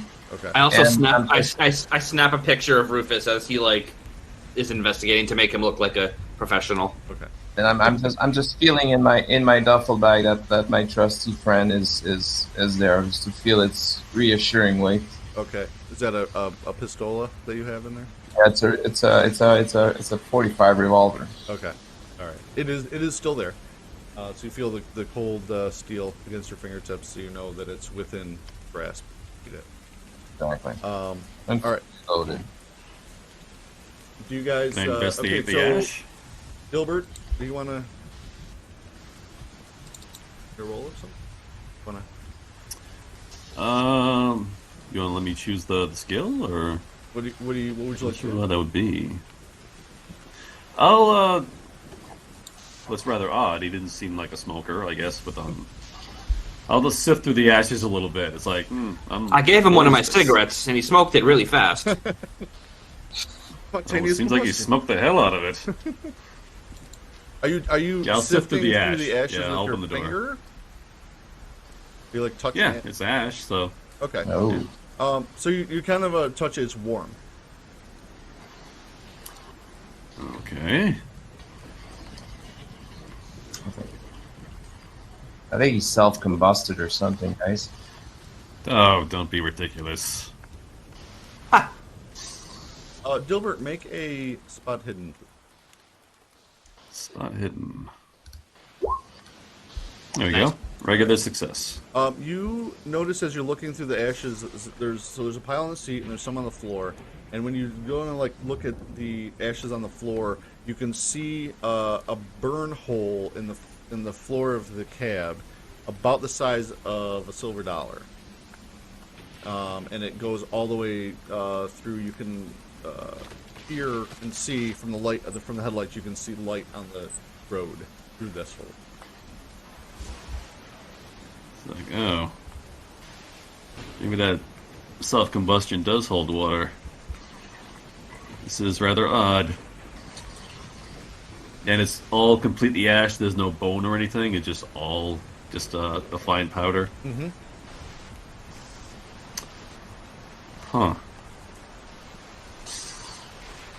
I'll take a look around the rest of the inside of the truck to see if there's anything else. Okay. There's a couple shirts. There's one that has buttons that looks like it was left outside, a little faded and old. There's a pair of boots on that side and like a paper bag with an old banana in it. That's about it. I'm gonna be eyeing the woods conspicuously, like seeing Okay. maybe he ran off or something. Okay. Maybe look for footprints or something. Like, see, did he run off? You want to go search for footprints? No, I'm just not like out far, but I want to see like, oh, are there footprints leading from the cabin out towards the woods? Okay. Do you have a flashlight of your own? I do not. Okay. I mean, you can go in front of the truck and look like in the headlights of the truck to see if there's anything, but it'd be hard to spot Yeah. anything close. Okay. That's You're what I'll gonna do. go- So Okay. Okay, so as you guys are doing that, Edna, you're sitting talking to Amelia. The older man gets up and walks over to you slowly, and says, "Pardon me, miss. Yes. I'm sorry. My wife needs to use the bathroom. I wonder if you could accompany. The bathrooms, unfortunately, you have to go outside to get to them, and I wonder if you could take her. Couldn't you take her? Can I? Is that what you asked him? Can he take her? Yeah. Yeah. Yeah, she kind of looks like confused. Like, couldn't you take her to the door? She's very particular. Yes, of course. I'm sorry. I've bothered I mean, you. I No. can, I just I'm sorry. don't know And he if like it's, shuffles off. He like runs over. Yeah, and then kind of scratches the back of her head, like confused. You hear the woman say, "These people, where are they from? I just don't. I've never ruder people in my life." And he takes her by the hand, and they go out the front door, and you can see them walk like across around to the bathrooms, which are hide the doors on. Okay. All right, so they're on their. Yeah. See them Should kind look of- at Amelia and say, are the bathrooms here like outhouses or? Yeah, this is an old place. Yeah, that was kind of weird. I don't know those people. I don't either. I don't know. If I was ever out with my husband, he would never walk up to some random lady in a restaurant and ask her to take me to the restroom. I don't. Maybe it's because they're old. Maybe. I don't know. It's a weird request. The waitress comes back around to fill your coffee. And Amelia looks at her. Hi, Mary. Hey, Amelia. Where's Clam? I don't know. Okay. And she turns and goes back around and sits. There's like a little stool down behind the counter. And as she does that, Sam walks out with those burgers and comes over to your table and hands you the burgers. Oh, thank you. They went out to the truck real quick, but they'll be right back. Oh yeah. Oh, no problem. No problem. Let me know if you need anything else. And hey, where'd Jake go? Think they said he went out to the truck and then they couldn't get a response from him. Something about a bright light. I don't know. I wasn't paying that much attention. Okay. So Felix looks around and does not see. And you can see it's really muddy. The mud's even starting to come across the road, and you can see your footprints fine. So if Jake was just like, if he had just run into those, you would definitely see his big boot marks. And you would not. Self-combustion. Self-combustion. Well, he's not in the woods.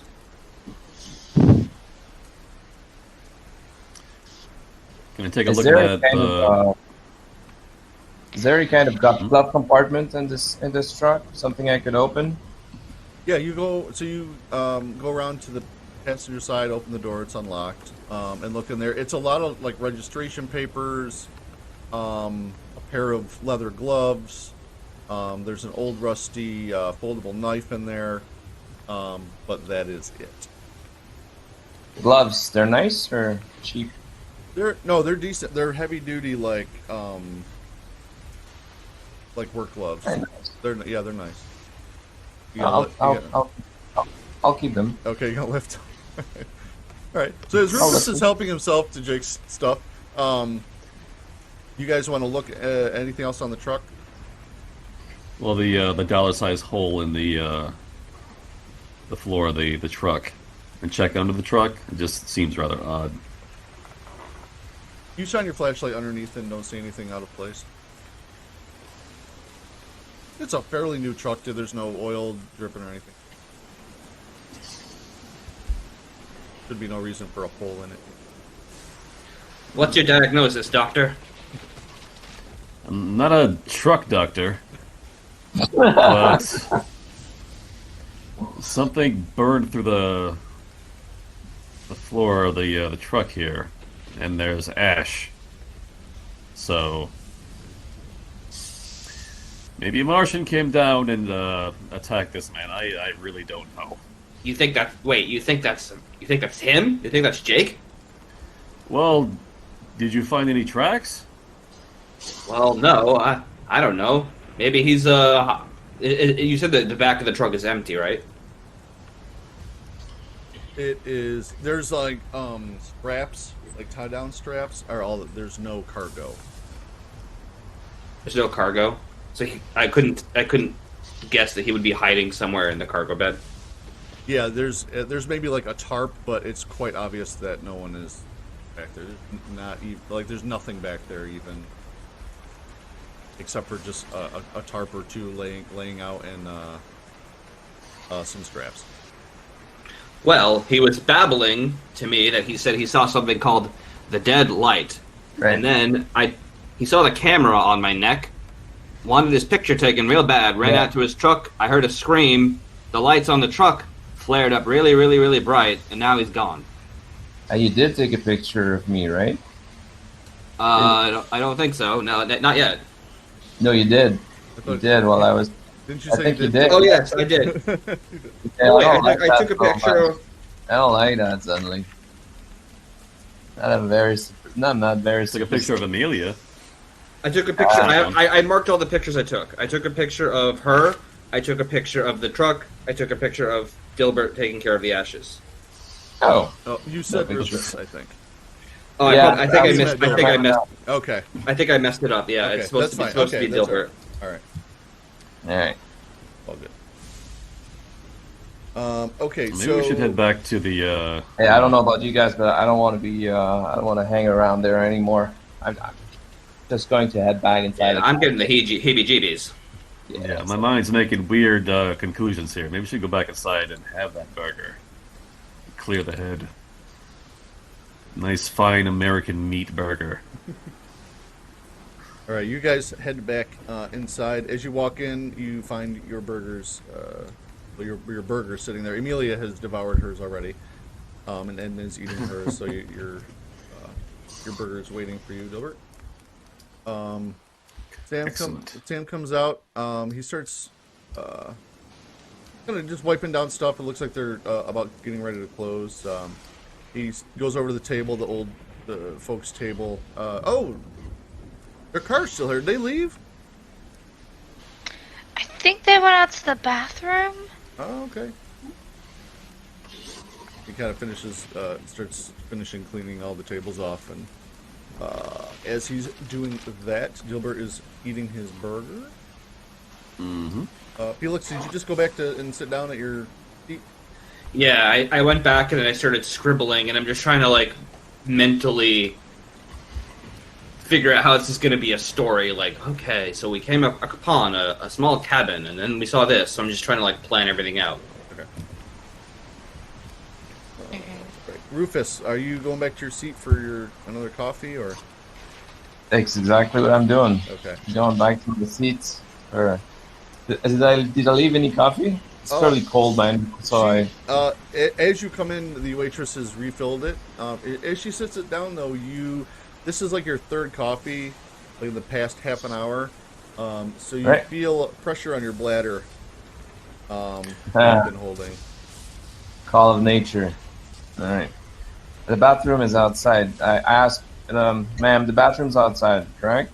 Yeah, yeah. You just go around the other side of the building, and she like points to a wall, and she said, "Yeah, it's right behind there, but the door's on the outside."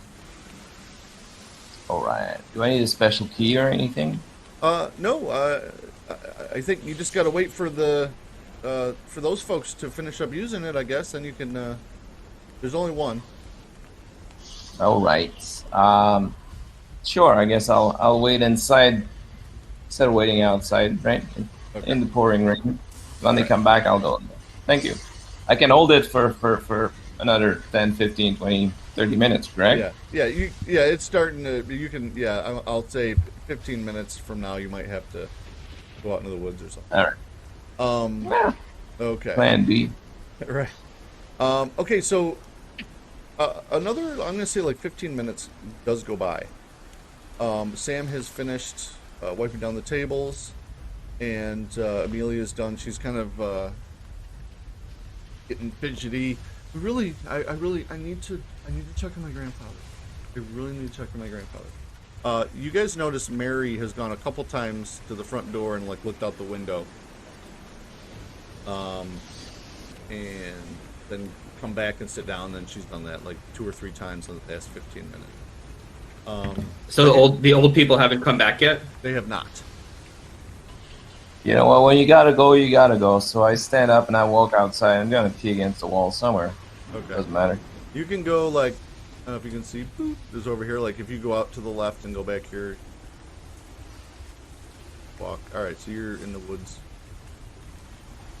Ian. Yep. All right. So Felix, what are you doing?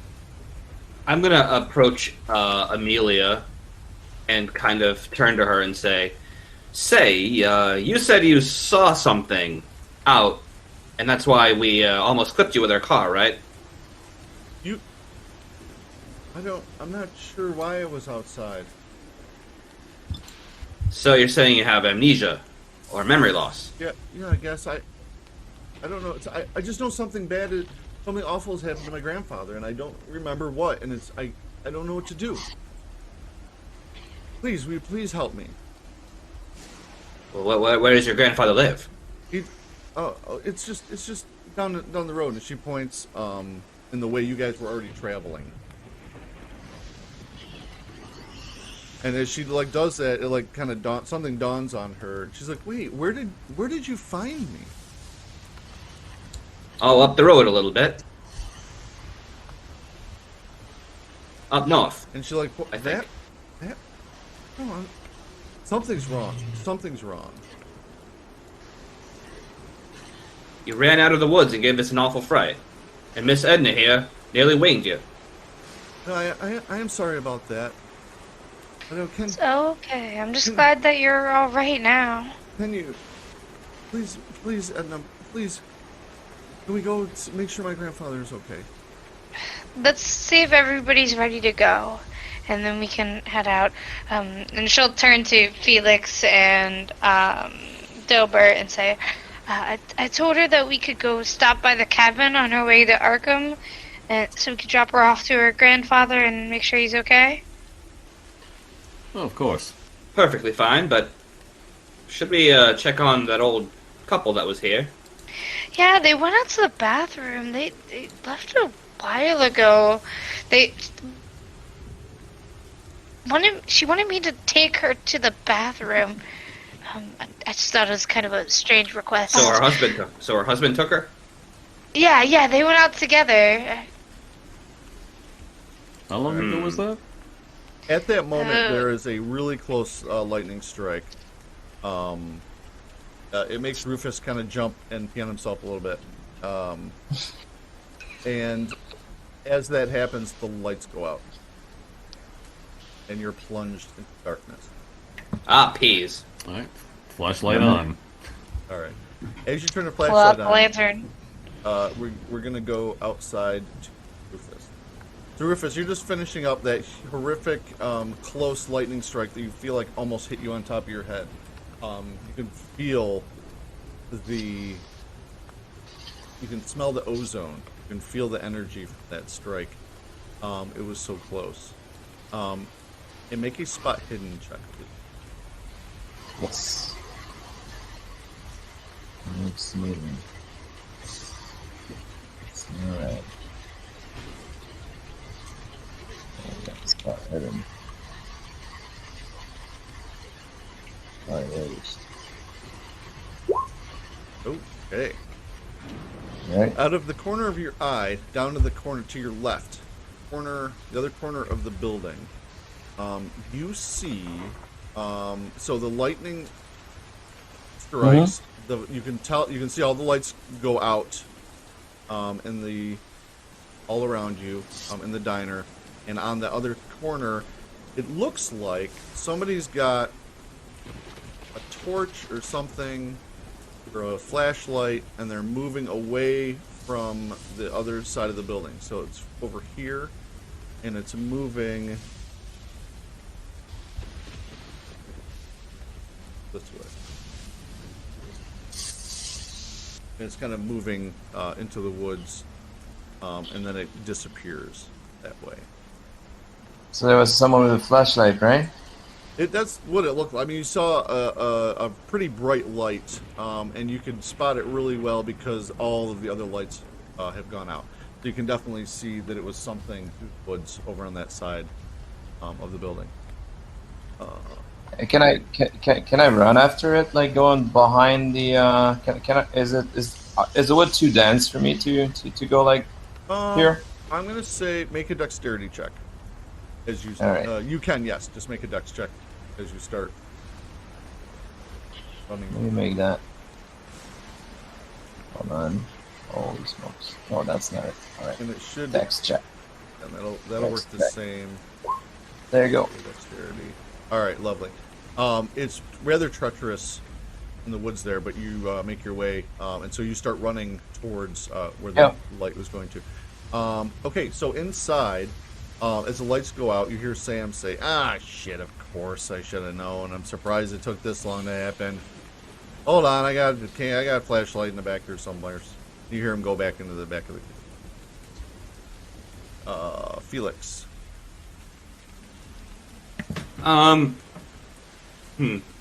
Since there's no light in here, I'm gonna just see if I can go out and kind of just stand in the natural light.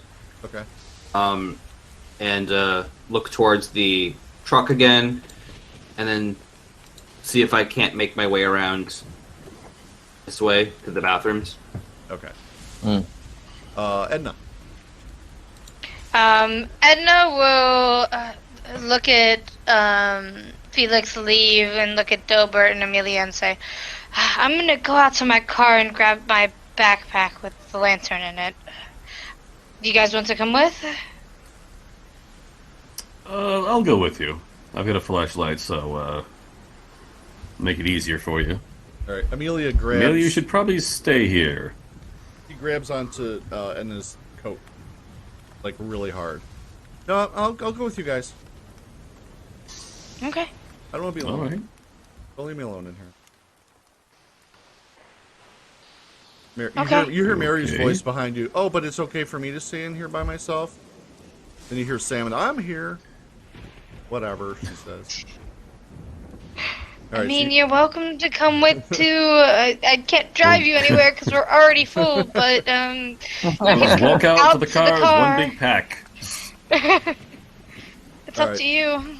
no, I'll stay here. I'm fine.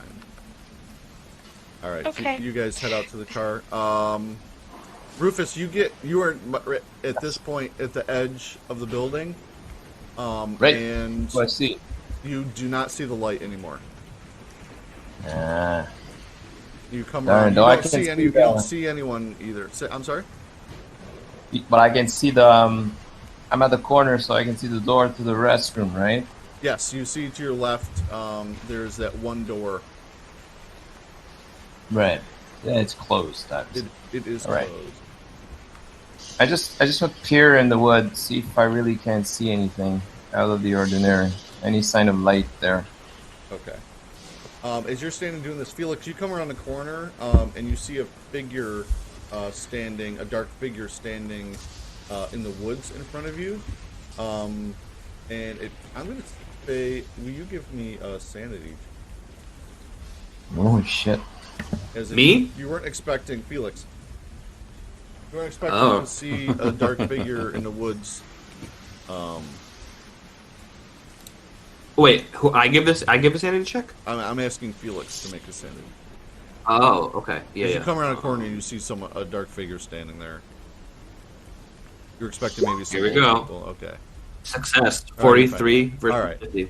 So it's just like you're startled more than anything else, but you just like with the weird shit that's been going on, you're like, oh, it's just obviously Rufus standing there in the dark or something. But Rufus. you gave me a fright. What are you doing back Sorry here? about that, buddy. I just saw some lights. There's some lights. Someone with a flashlight, I think. I'm gonna look at the bathrooms. Are the doors closed? the bathroom door is closed right now. Yeah. Yeah, I'm gonna knock on it. Okay. Hello? Anybody in there? There is no answer. I'm gonna like put my ear up against the door. Okay, you don't hear anything. Say, Rufus, didn't you see the old couple come in here, go to the bathroom? No. I saw lights in the wood. That's what caught my attention. But I didn't see no couple or nothing. I just take a sip of my newly acquired whiskey. I'm gonna try to open the door, as uncouth as that sounds. Yeah. It is unlocked, and you open it, and the light is on. There's an overhead light, and all over the floor is covered in about a half an inch to an inch of ash. And that is all that We is- need to get out of here. Hey, I'll show it to Rufus and point and be like, "We need to get out of here," and I'll take a picture of the ash. it does look like the ash in the truck, right? It's Let's yeah. get out here, man. It looks Let's like get out. it looks like it's not really remarkable in any way. It really just looks like gray, like a pile of gray ash. There seems to be an epidemic of self-combustion. Let's get out of here. Okay, so you guys get to the to Edna's car at this point. Yeah. Grabbing, Sure. What are you grabbing out of there? Not Felix, just well, it's just Edna, Amelia, and Oh. Albert together. Yeah. Right. There we go. Let me- Yeah, so she just has a heavy canvas bag that has like all of her belongings. Usually, like if she's going out in the woods, Okay. and she has the lantern in there, so she's gonna pull the lantern out of the bag and just put the bag on her shoulders, because there's something weird going on, and she feels a lot more comfortable with that Okay. on her. All right. Sounds good. So Dilbert, you were just there just to accompany Edna, more than do anything. Yeah, else? just with Is that the correct? flashlight Okay. I have, just yeah. All right. As you guys come walking back to the diner, Felix and Rufus come around the corner from way out of the bathroom. So you guys see the three of them walking back from Edna's car. As they get close, I'm gonna say, "We need to get out of here." Why? What happened? Well, I'm fairly certain 3 people are dead. Well, what? What are you talking? What is going on here?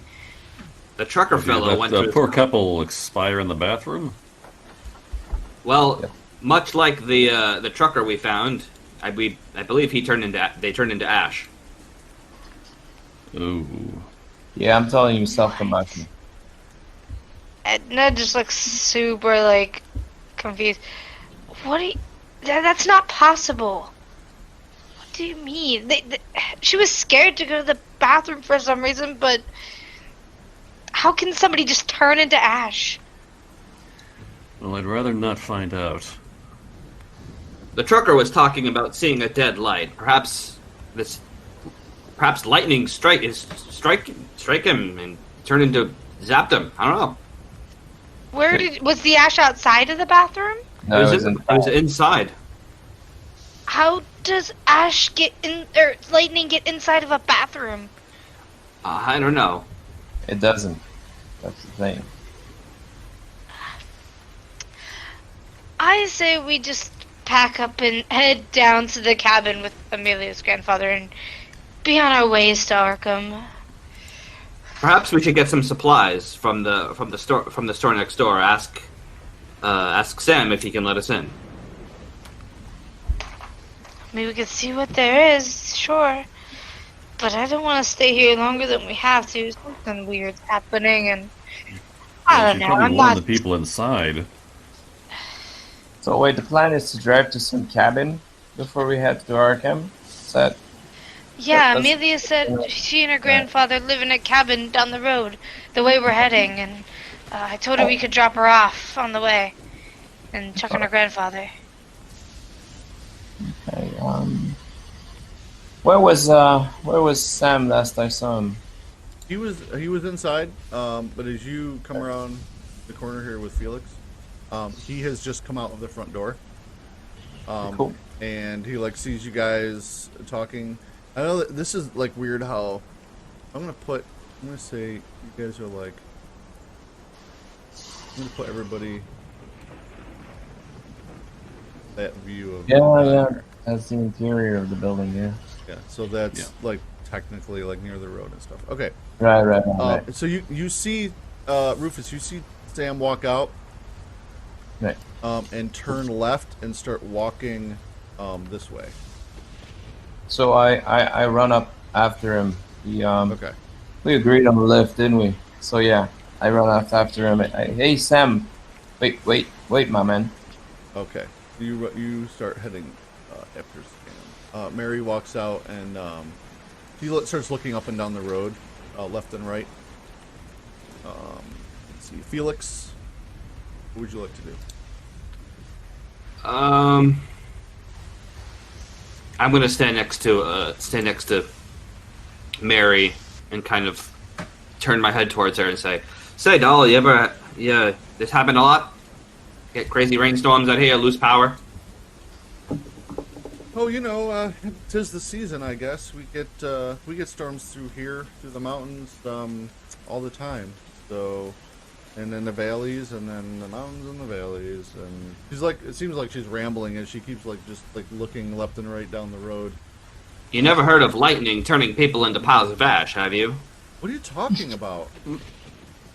Where did those old people go? Their car is still here. You might not want to check the bathroom for a few ever. Oh. What are you saying? Well, Jake and the couple are no more. What is it? At the same time? They both died. All three of them died at the same time. Where I are don't they? know. What happened? We have to call. The phones aren't working. I can't even call the police right now. What are we supposed to do? And as you're talking, so Edna and Gilbert and Amelia are kind of sauntering back. It's still, I mean, you guys are probably soaked anyway, so it's not like the rain's really bothersome. Is there anything Edna or Gilbert want to do at this point? I want to be taking a look around. Like, you got 3 piles of ash, so Dilbert's kind of spooked a little bit. 'Cause he's making some strange conclusions, so he's looking around. Yeah, I feel like Edna, just after hearing everything, is super confused. Probably looking at Felix with his conversation with the waitress, looking at Rufus, like heading over to Sam, and like just trying to like pick pieces out and seeing if she can like put together what happened while she was sitting in with Amelia a little bit. Okay. All right, Rufus. As you approach Sam, he's kind of heading over Right. towards the gas station area here. He's walking like back here, and he's looking into the woods, like where you were peeing over in a corner over here. Mm-hmm. And as he does so, you see coming out of the woods a figure. I figure. A person is urging. Well, we're gonna use Jake because I don't have.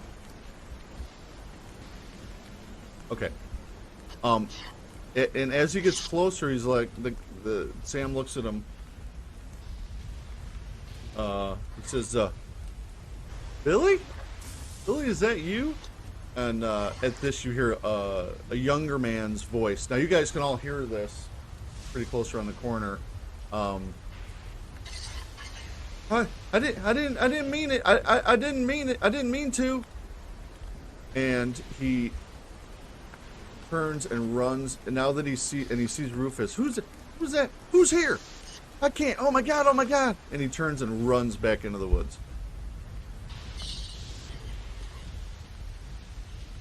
Rufus, Rufus, do you want to do anything? Is this? Yeah, well, I just wanna get close to Sam and I say, is that a friend of yours? Not a friend. I wouldn't say he's a friend of mine. He's a local troublemaker. I don't know why he's in the woods in the middle of the night. What the hell? Right. Mary, where's Clem? You hear him yell. And at that point, Felix is talking. Felix, as you're talking, she hears Sam. Yeah, she hears the other voice first, and freezes, stops talking. And then she starts running around the corner to see. Where's Billy? Where's Billy? Billy! And she's yelling, and he's just like tearing ass into the woods. Okay, we're gonna go back to. Okay, so Edna, you wanna do anything? She'll, like, she heard the voice, she sees him run over. So she'll, like, walk over this way, Okay. just, like, peer and see what's going on. All right. So you come around the corner to see someone running into the woods, and Mary's yelling after him. How about Dilbert? Dilbert is gonna stick near Amelia. Okay. I want it to wander off again.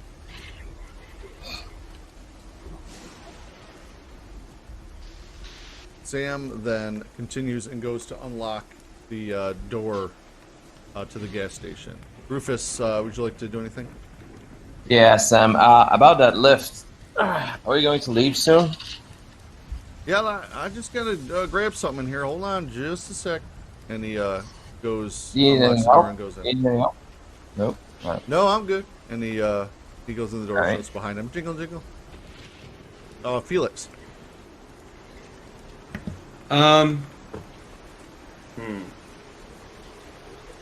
Felix kind of wants to look over at the converted barn. Okay. So I'll walk all the way over to the converted barn and just kind of write Okay, so you're about it, take some notes on it, take a picture of it. Okay. While Felix is investigating, Edna, so you're kind of standing there. Everyone's kind of running all over the place. What would you like to do? She'll just look and see that, and she'll look at Mary and say, "What's going on here?" I don't. That's my boyfriend's friend. I don't know where he is. I'm kind of worried about him. I don't know why he's not here. Usually he comes to get me. Your boyfriend does? Yeah, my boyfriend. I mean, he's got a motorcycle. I know he comes and picks me up on his motorcycle, takes me home, and he should be here, but he's not. And that's his friend, and I don't know why his friend is like running into the. I mean, this isn't the type of weather for a motorcycle. I know, but that's all he has. Why the heck is he in the woods? She just looks in the woods, like, so confused. I don't know why Billy is in the woods. I don't understand it. Oh, Dilbert. So as you're standing there with Amelia, Yeah. he says, we really should go. something's very wrong, and we need to go find my grandfather. Please, will you take me? I don't care if we leave these people. I gotta find out about my grandfather. Or what can we do? Well, Edna, why don't we give this young lady a lift to see her grandpa? Edna will look back. Say, yeah, I think we should be on the road soon. And she'll look at Rufus and Felix. Say that. She'll look at Rufus and look over where Felix is heading over towards the barn. Should we run down there and then come back, or? Nah, that's it. We should. Actually, what I'm going to do is, I'll just go and walk by, and go towards that old couple car. Maybe there's a spare key or something. Okay. All right, you're headed back to their car. Yeah. Felix, you get over to the barn, start looking around. Like I said, as you get closer, you see like it's just machinery parts. Nothing. It's all like just scrap as far as you're concerned. It just looks like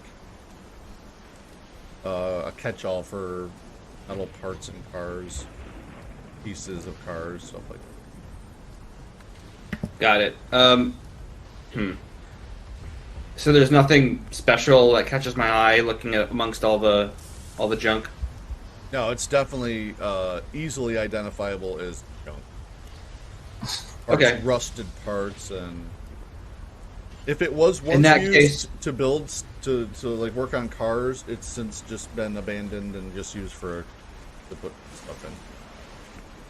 Okay, well, in that case, I will head over, back towards the general store and maybe pop inside and see if there's something to buy. All right. So as you and I realize I put the door in. So as you come up around towards the door, I'm gonna put you back here, and that is actually the real door. Sam is coming out, and he turns around to like lock the door, and he's like, "What the hell?" And Felix, you're standing right there, so you can see inside from through the wall. So if you're here,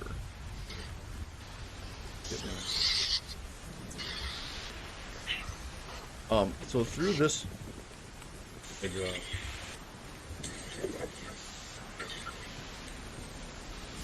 Okay, well, okay, through this wall here, like this. What can only be described as a bright, burning light. You can see it just kind of melt through the wall.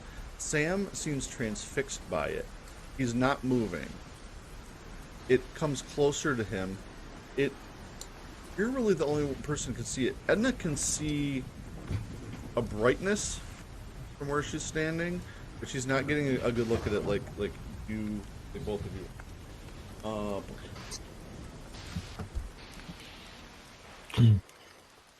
So Felix would try to put two and two together and see if he can pull Sam away from the light.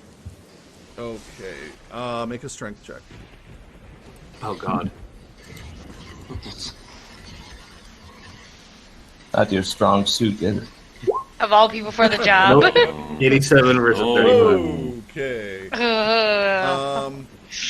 Do you got? Hey, and let me remind you if you want to push any roll. 3. Yeah, I'm not gonna push this one. I can't. All right. Darn it. Okay.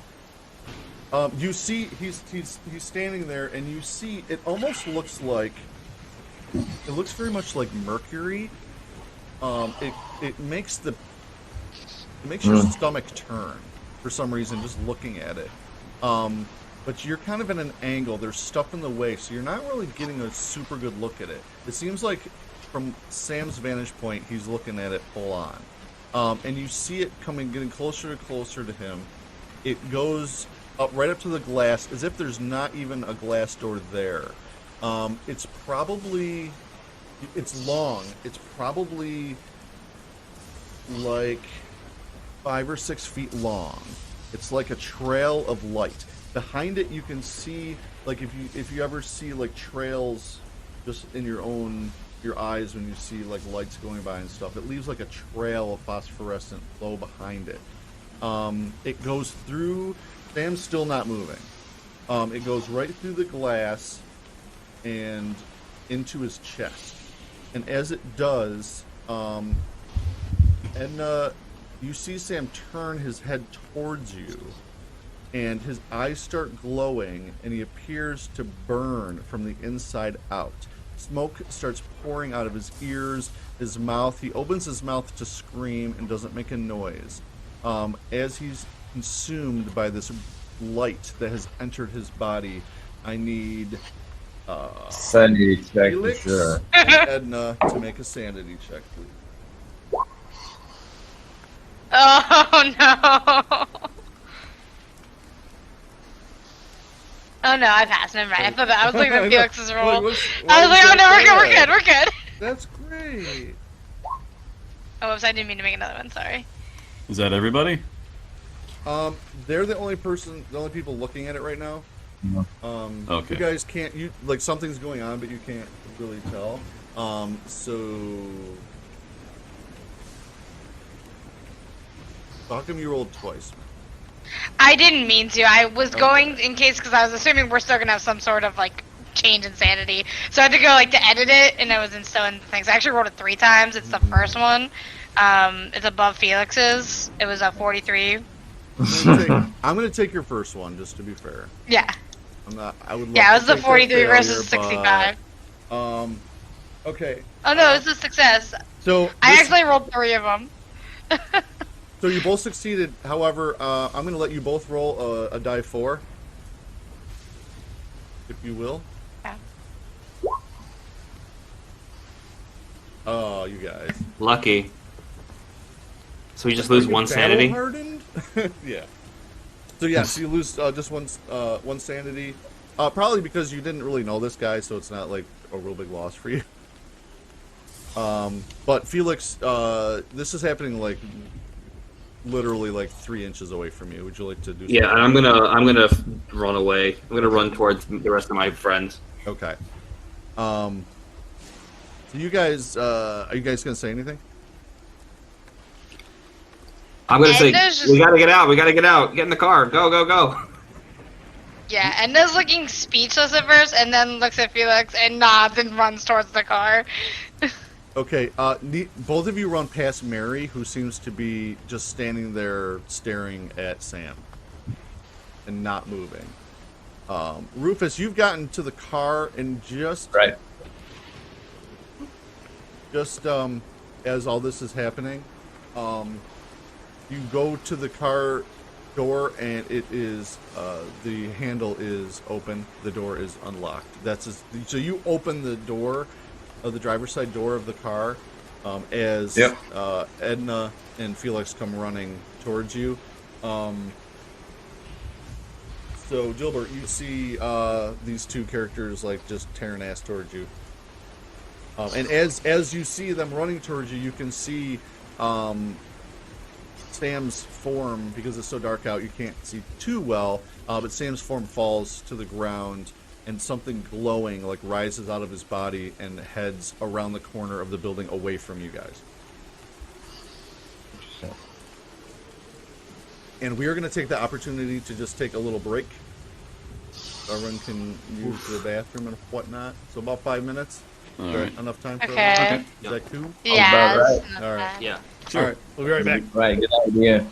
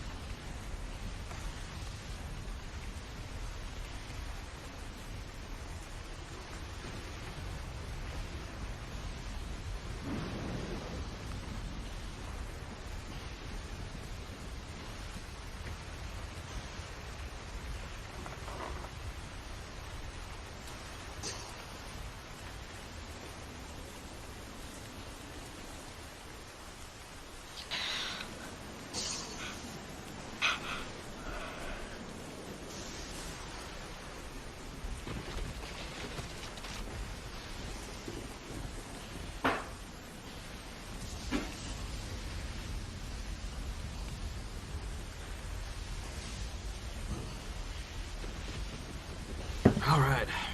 Enjoying the game so far, Megan? Yeah, it's fun. It's definitely So I played D&D for a while, and then I had to leave my group due to just some like issues. So I was really happy when I saw Call of Cthulhu, because like I loved doing one shots for this back when we were doing those. So I was super happy. Like I was super excited to come here tonight. And I just love like all the shenanigans in Call of Cthulhu. So, Yeah. You know. Do you play often? So I play D&D more, and I have way more experience with D&D. But my DM for D&D wanted to do Call of Cthulhu, so we did like 6 or 7 one shots, and I really liked it. But that's my experience, really. So, but it was super fun. I liked it more than D&D half the time.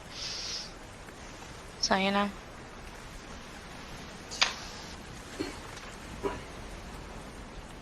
Dog was knocking on the door. I think.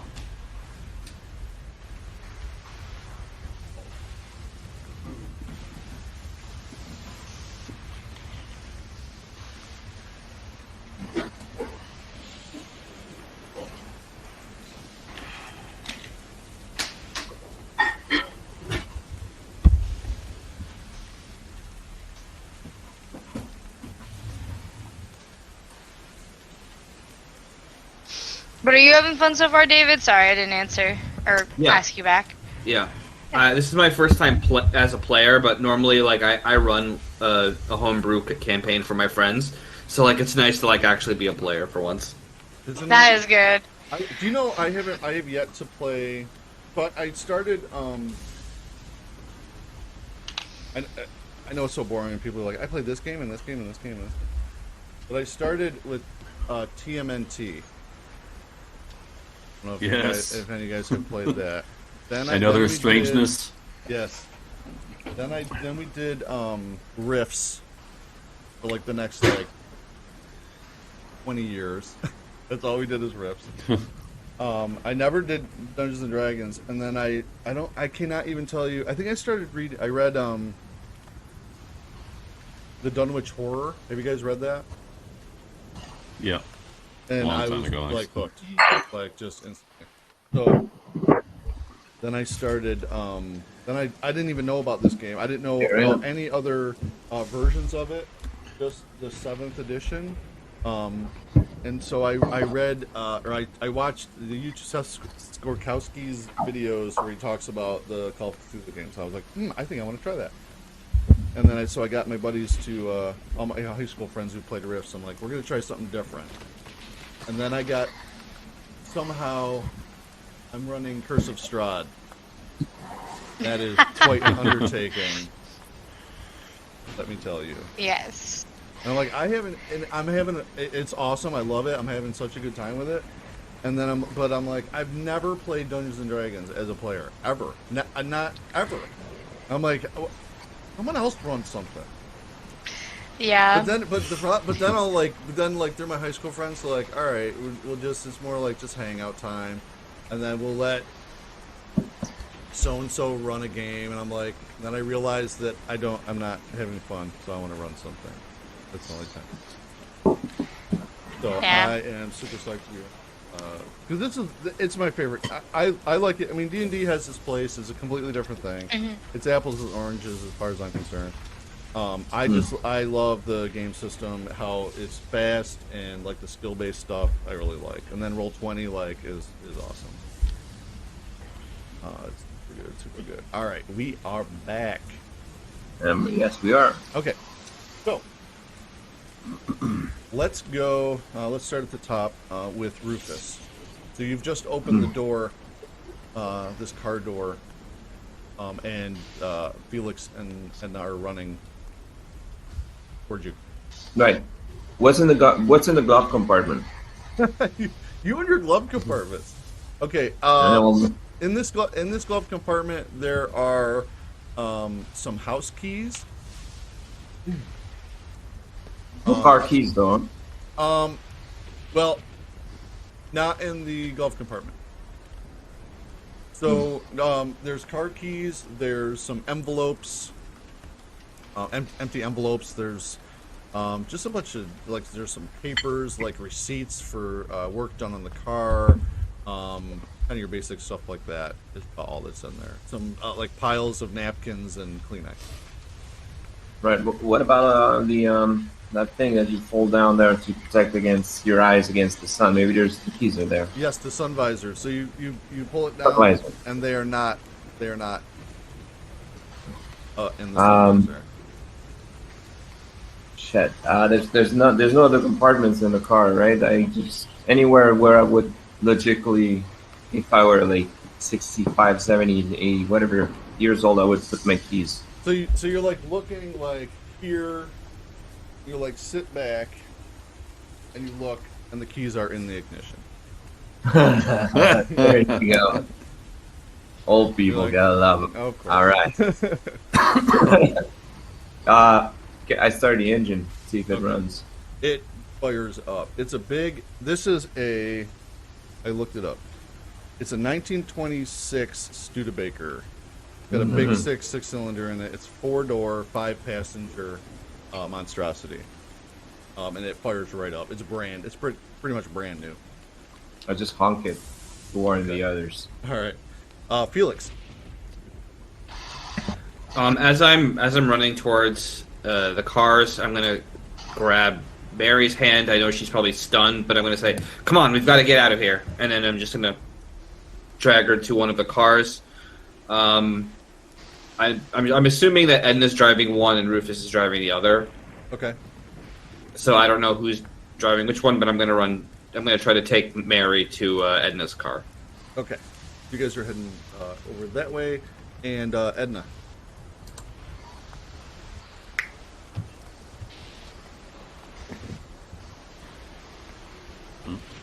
And I think you're on mute. I'm muted. Oh, you're back. Yeah. Yeah, so she's gonna look around and like look at everybody, kind of distraught, and say, "Well, we need to get out of here now." She's gonna hop in her car and put her key in the ignition.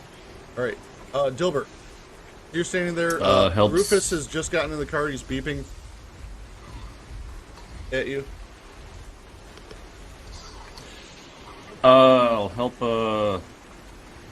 Amelia into this car. Okay. You're gonna get into the old couple's car. Okay. So I'll do something. Edna, Felix, and with Mary have just piled into Edna's car. Edna's heading towards her Yeah. car. So you're standing right in front of where Rufus is at. Yeah. I'm aboard. I'm like, hold on 1 second. I need to go to the, into the Need to go where, Doc? diner and get my, my case. Really? All right, so you're ready. Jesus case. Amelia like looks, turns around, looks at Rufus, and gets into the back seat of the car, and shuts it. Puts the door behind her. Okay, so are you guys gonna wait? Edna, are you gonna wait for? You see Dilbert run into the diner, into the darkened diner. Do you want to wait? Are you gonna take off, or are you gonna wait for him to come back out? She'll wait, but she's very antsy. She's like Okay. ready to go. All right. I've got Amelia. Amelia's the waitress. She's not the one who's got to see her grandfather, correct? Emilia is the girl that was in the road. She's the one with the grandfather issues. All right, all right. Yep. So I guess we'll wait. Okay. All right. I just asked you. You're sure about that? Are you sure about your grandfather? Right? I mean, What do you mean? Really? Am I sure? Why? I know he's in trouble. Just- He's definitely in trouble. what kind of trouble? I don't remember. Something has happened to him. I know it. I don't remember what happened. I wish I You did, do but remember I where don't. he lives. You remember where he lives, though, correct? I know where I live. Yes.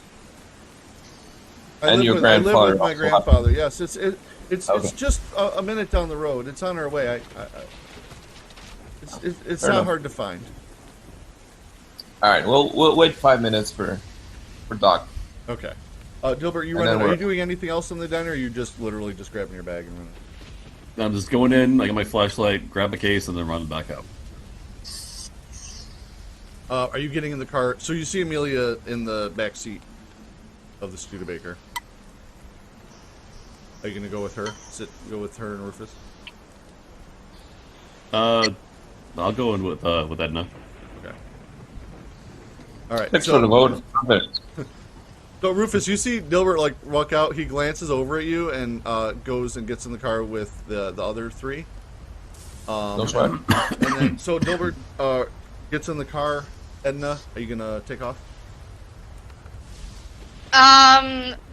She's gonna look at Rufus at first in the car there because she knows that they need to get Amelia to the cabin, and she doesn't know where to go. So she'll let him okay. pull out first and then immediately pull out after him. Okay. Amelia, you give me direction. Okay. Your grandfather, Yeah, okay. please. Go on. Just head down. Just head that way. He points south. All right, I put it in gear, and I go there. Reasonable speed. I mean, normal speed. Okay. So the rain has let up a little bit. You can probably 20 miles an hour is probably the best that you should do. Especially if you have very low driving skill. I mean, everyone knows how to drive a car, but I believe, I don't remember actually. 20 by default, I think, isn't it? Yeah, I think you're right. Is that, you don't have any no. other points? He's not a driver. Yep. Yeah, 20%. Yeah, it's 20. Okay. I'm not gonna make you make a roll just to go at regular speed. So you go literally maybe 5 minutes at that speed down the road. She points off to the left. There, look, and you can see like a really nice looking like wrought iron fence. Kind of just it's literally like 2 feet and 2 feet, like in a corner with like a really ornate mailbox out on the side. Nice. But it's closed, right? The gate is closed. Well, the gate is only. It's like. So I guess I misspoke by saying gate. So it's really just a really super fancy mailbox, and it's got like a little like gate, like maybe a 1 foot wide, just around it, just to make it look. Oh, okay. But do I see a house any house back there? There's the road, but the obviously the house sits like kind of back into the woods a little bit, so you're gonna have to drive down a driveway a little bit. Fine. I'll pull into the driveway and I head towards the house. Okay. No.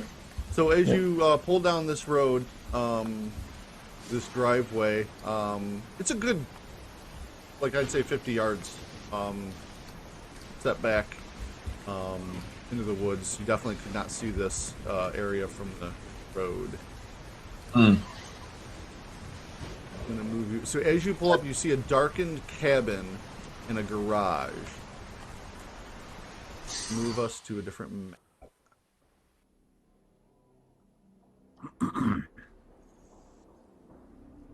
Music. Yeah, no more rain. Very excited. Got it. Ah, there's rain again. There's literally no rain. It has subsided a little bit. It's not quite as bad.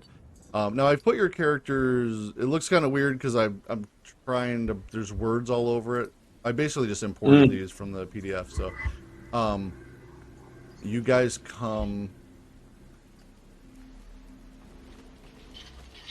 You guys come this way, and so this is kind of like a little like parking area. It's just a cleared kind of lot here, so you guys can park right here. So there's the cabin, and then there's just a garage. Actually, it's a 2-car garage, and so you guys pull up, and like I said, it's completely dark. And I've put your characters there by the front door, so you can go about it however you would like. So we will start with I ask her. Your grandfather lives here, correct? And so do you, right? Yeah, here, I'm gonna bring her up.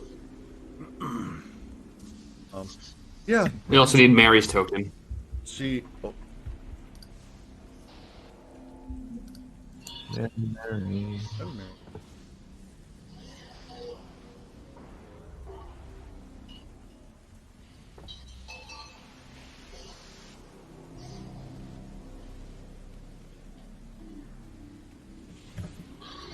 Oh, yeah, I do.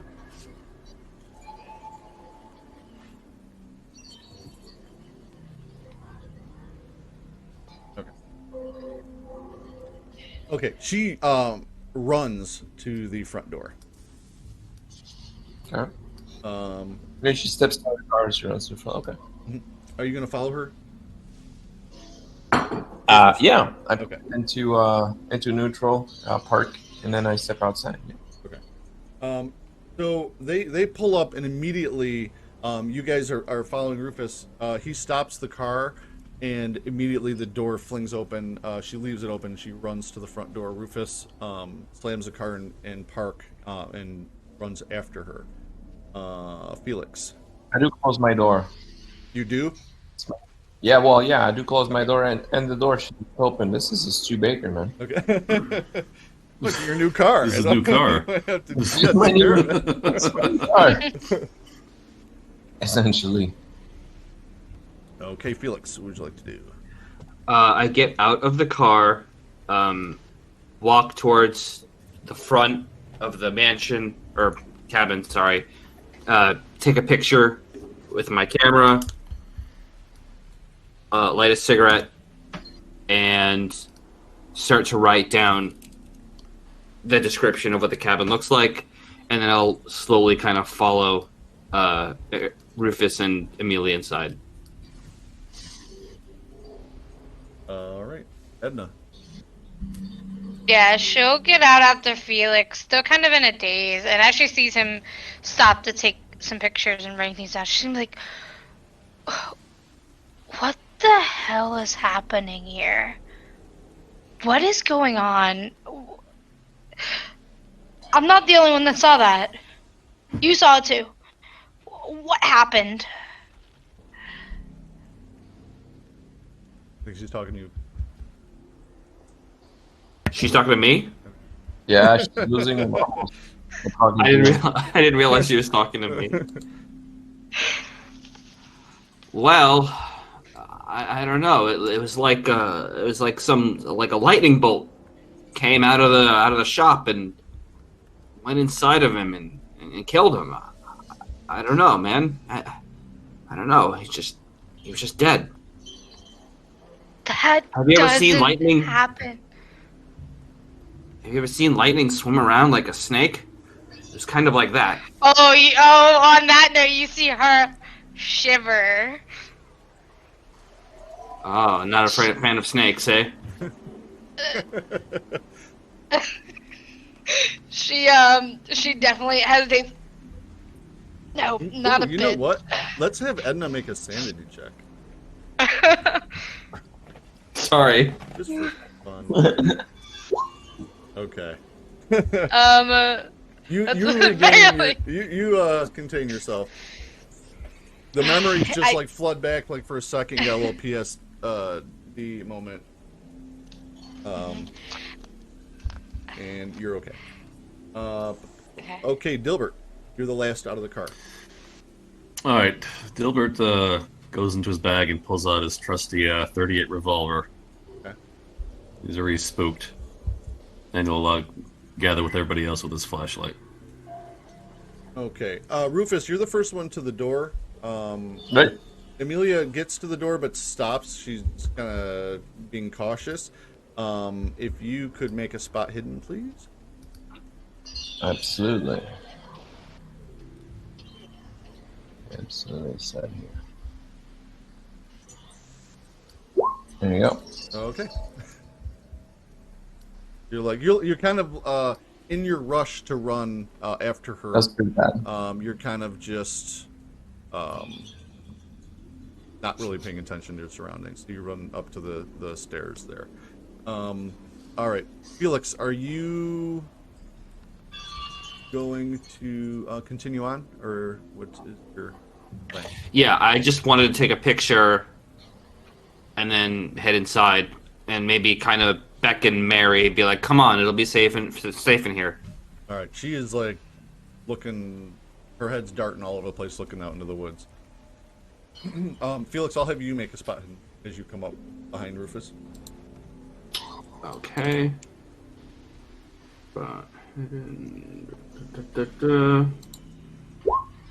Yeah, no, I failed. Okay. 75 versus 40. Well, Damn it. it's pretty dark out, so I understand. Edna. Edna will look at Felix heading into the house and look at everybody else heading up to the house, and she'll just shake her head, reach into her bag, take out her 45 revolver, stick it in her waistband, and then she'll walk up to the house as well. Okay. We're all packing. Yeah. Yeah. Mary will follow you. She looks at the gun and is like, oh. And follows you in. Dilbert. I'll follow them in. Dilbert pulls out a Thompson 45 submachine gun out of his bag. Hey, what? No, I got a 38 revolver. A Thompson, Oh, yeah. Thompson submachine gun. Tommy gun. Nobody has a Tommy gun? So surprised. No. Oh. I don't have any gun. Someday. Sleeper. All right. We bring a Thompson and lots of dynamite. I thought there was a standard issue adventuring gear. I don't. Yeah. Let's see, who's next to make a spot hidden? I guess Edna is that person. Edna is. All right. Let's see. Somebody. Wow. Okay. Oh my god. Dilbert. Oh my No god, I'm pressure. a good spot hidden. You got. Oh my god. Okay, so everyone's No, like just buddy. super excited to get into that house. So you're basically all lining up. So Amelia, just like the door is maybe like 4 inches open. And she kind of steps back and looks at Rufus. You go first.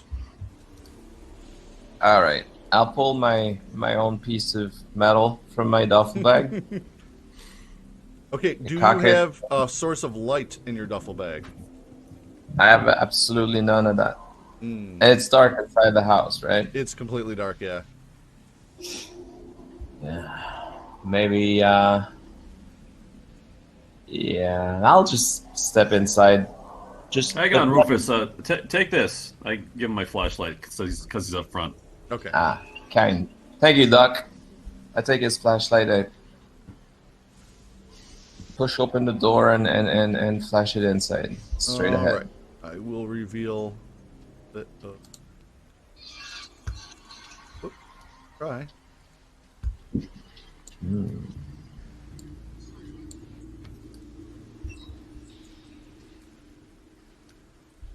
So just from when you shine your light through the door, you can see a hallway.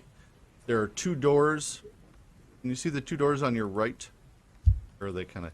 I guess there you go. Very kind of hidden, yeah. Oh, there's another one hidden. There's a door here. Okay, so there's 2 doors, Oh. and then there is a hallway that goes around to the. Oh, yeah. I can see that now. Okay. But you. Yep.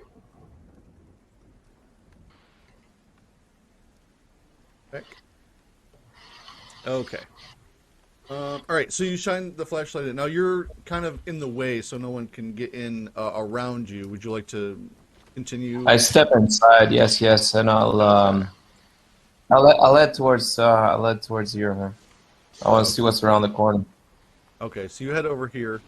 Who's next in? Are we just is Felix heading in next? Yeah. He is next.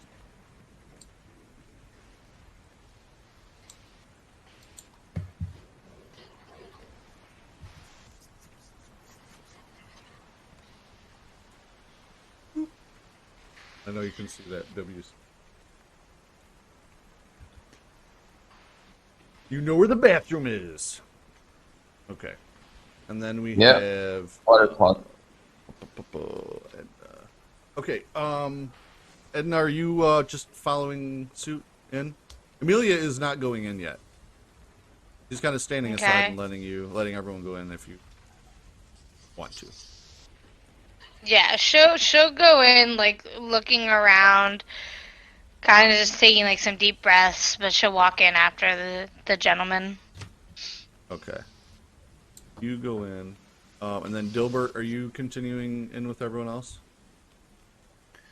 Is Amelia is not coming in, Amelia's or is she just If- waiting? she's waiting to see what you're doing. You see Mary walk over to the grass and pick something up off the grass, and you see it's a crowbar. And she looks at it and looks at you Oh, there you and go. drops it back down in the grass. No, you keep that. No, You can whack things with it. no, I'm good. And she sets it down, when she drops it, she starts looking back into the woods. Okay, well, I'll pick the crowbar up Okay. and head inside. All right, you go and grab it and head in. As you come back to the door, Amelia goes in ahead of you. Okay, so Rufus, you go around the corner and you can see that there's a couple more doors. Yeah, 2 to the left, 2. Oh, there's a couple of them, huh? You can. Okay, so It's like there's 6 of them. I think. yeah, there's one directly in front of you. There's 3 on the left side of this hallway and 2 on the right, and then behind you there's 2 doors as you came in. For a little cabin, there's a lot of room. Yeah, no kidding.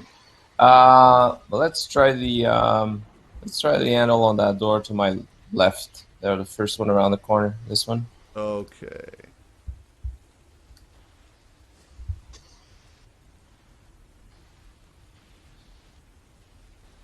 A Oh. bedroom.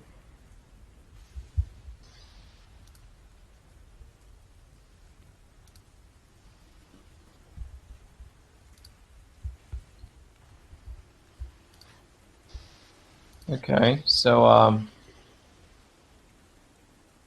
I'll step inside. Why not? Okay. It's definitely a bedroom. It's pretty Hmm? neat. It appears it's all like in pinks and purples. You would assume that this is possibly Amelia's room.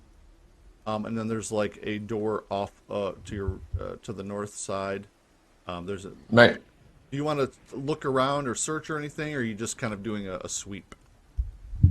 I'm doing a sweep. I'm looking for Amelia and her grandfather, above all. All right. So Rufus has gone into that room. Are you guys gonna go separate ways, or how are you gonna? Are we splitting the party? What's happening? How about let's see, who's next? Felix. I'm gonna turn to Amelia and say, so you say your grandfather's in here somewhere. I don't. We Granddad. A little timid at first, then Granddad. He's just kind of looking Well- around, worried. Well, you know the place better than I do. Can you get the lights working? Oh, there's a generator in the basement. Well, and where's that? Just down. And she like the second door on the left, just down the hall. Second door on the left. Mm. So, here or here?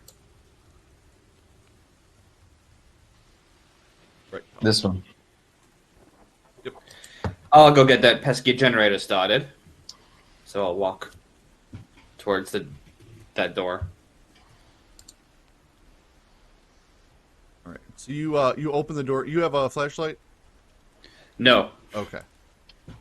I do have a camera, and I'm not above taking the film out and just like using the flash to just like get a quick sense of where things are. Ooh. Like that, like the old timey like flash noise, like that. Yeah, Very Texas Chainsaw-y. Yes. yeah. Love it. Love it. Lots of horror moments.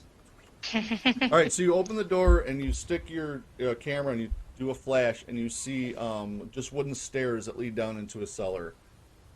And it gets down to the bottom and like it's basically the whole downstairs is almost the size of the upstairs.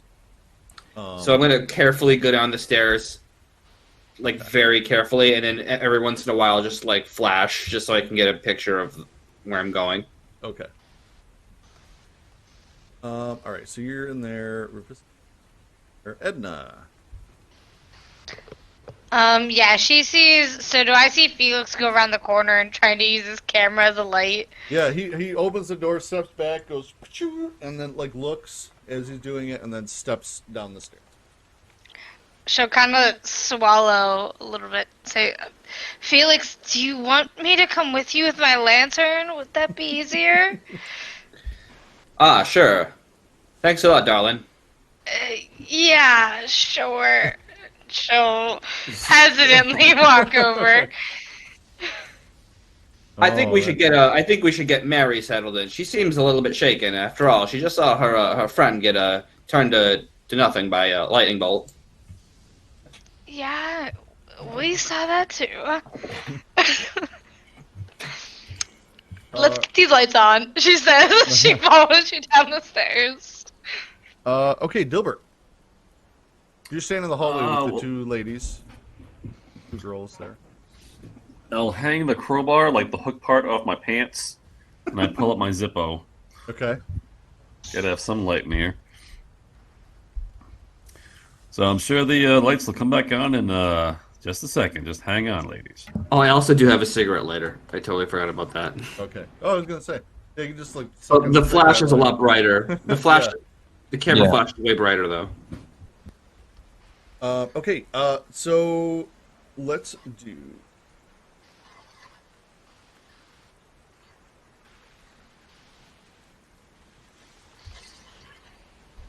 Okay, Rufus. Yep. A precursory search. This is indeed Amelia's bedroom. There's a couple pictures of her, with what you assume is her parents. A search of her bedroom, and there's that door there to the north, like a study. Oops.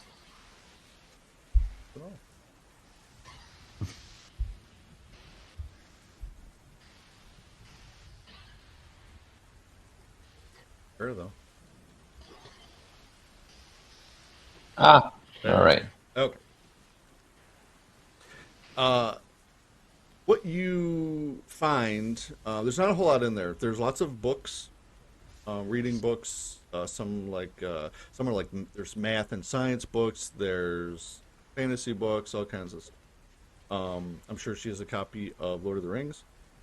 And you've got also what you find out about her is that she recently spent time at the Boston Society for Care of Girls. It definitely looks. It doesn't look like she grew up here. It definitely looks like there's stuff that was like bought for her to feel comfortable. You can make a whatever's highest, your knowledge, medicine, or psychoanalyst I got none of that. analysis. Well, you can make a knowledge roll, like if you want. A knowledge roll? Yeah. Like a generic knowledge roll? Yeah. All right, on it. Just to see if you've Got any heard inkling? of.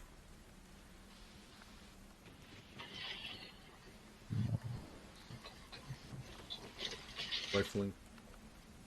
Where would be the knowledge roll? It would be. I'm sorry. Intelligence. Sorry, come again? Intelligence. I guess it would be. Intelligence. Ah, that's Yeah. the knowledge roll. All right, all right, all right. All Okay. right. I'm a smart kid, usually. Okay. Oh yeah. All right. For some reason, someone you were talking to like just a few weeks ago knew somebody that went to the Boston Society for Care of Girls, and you were talking about it as it was a very super expensive like sanatorium Sanatorium. that she has been in. up until quite recent. There's also some prescription medicine bottles on a desk.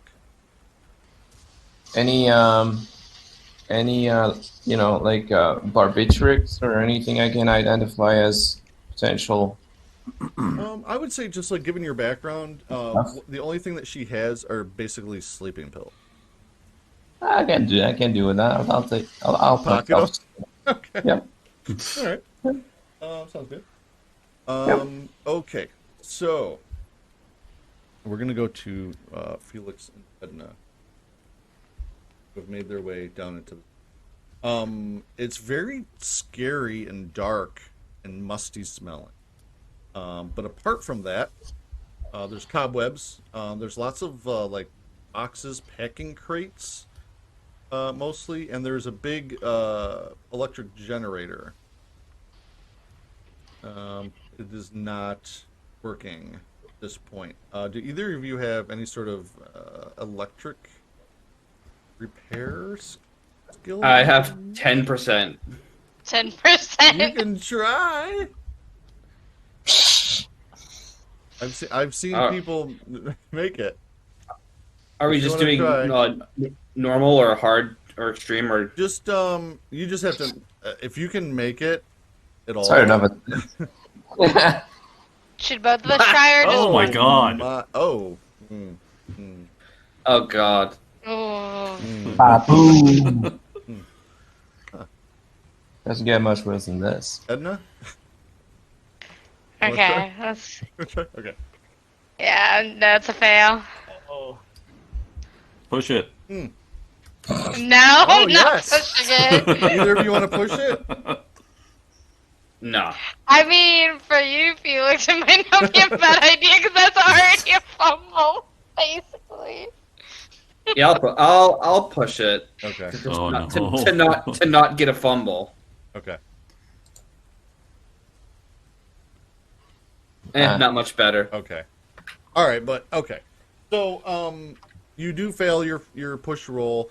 What happens is you find a gallon of gasoline that you would need to put in there, and while you're like looking in the dark, you find it and you knock it over, and gasoline spills all over the floor of the. Ah, rats. Oh no.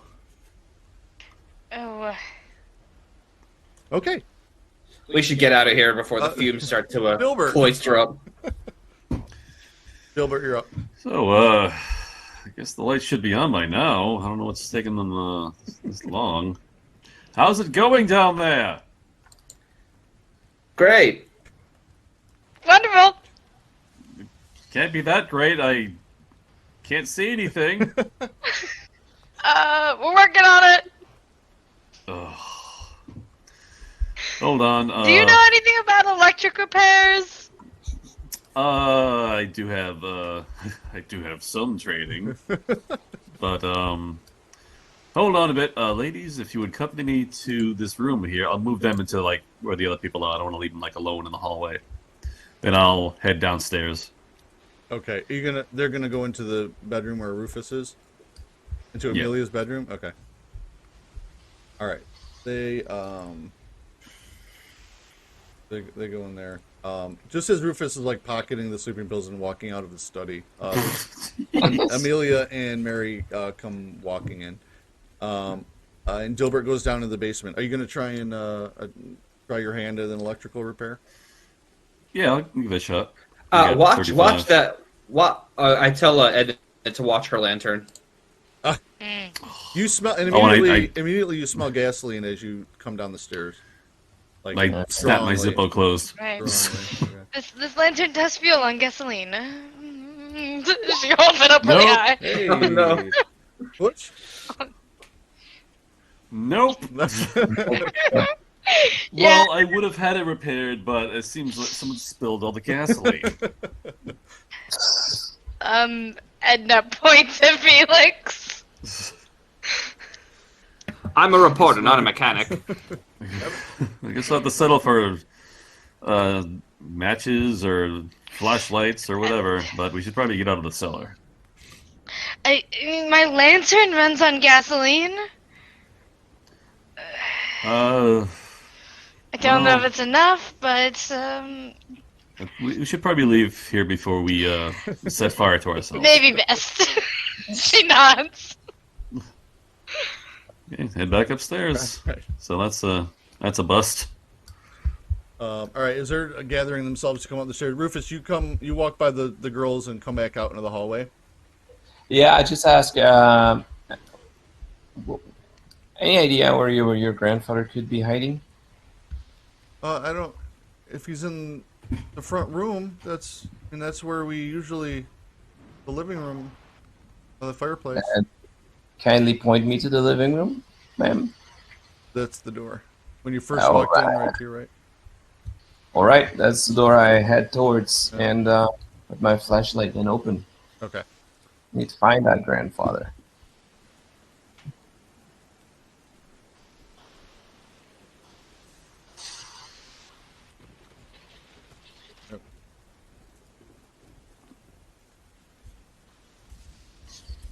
You push open the door, and before your flashlight can even fall on anything, a stench hits your nostril. Um, The Does it scent smell like- the scent is nauseating and sweet, Yeah? putrid, and steaky. Something like leather being tanned over a flame. It's a thick smell you can taste in the back of your throat. You feel like you will never get that odor out of your nose. And you open the door, and there are two people laying on the floor. Here, let me lighten it.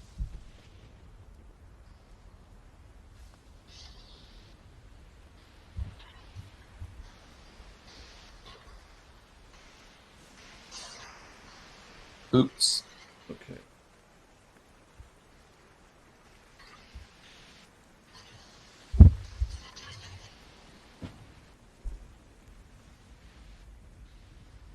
Okay.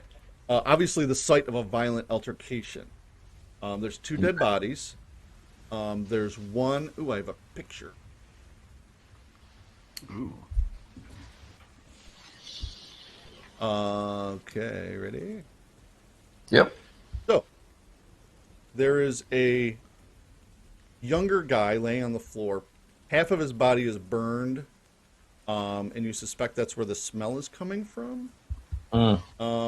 There's a well-dressed older man, you assume is the doctor. In life, a classic example of a New England doctor with a thin, heavily lined face and close-cropped white hair and beard is slumped on his knees, resting in an armchair, his shoulder bloody, his face ashen. The other remains are in a strange and horrific condition. A young man in his early 20s, now his features are contorted in agony, and almost unrecognizable. His jawbone and many of his joints have been self-dislocated in the throes of violent convulsions. He lies like a discarded and broken marionette on the floor. The lower half of his body has been reduced to ashes as if some heat had burned him from the ground up. On what remains of his upper body, his skin is blood-blotched and blackened as if his veins had exploded within him. His eyes are red-black masses of hemorrhage. Sanity roll, please, Ruf. Why? I've seen plenty of dead bodies, though. I mean, well, those are like a bit extreme, I suppose. Yeah. All Well, right. unless you have a medic background. No, but I do have the I did pick the organized crime package, which said that I'm immune to sanity loss from seeing dead bodies, but it didn't mention such mangled, tortured dead bodies. So what I'm going to do is I'm just going to say I'm going to have you roll for it, but it won't be as significant All right, fair. damage to your sanity if you. I fail it. Fair enough.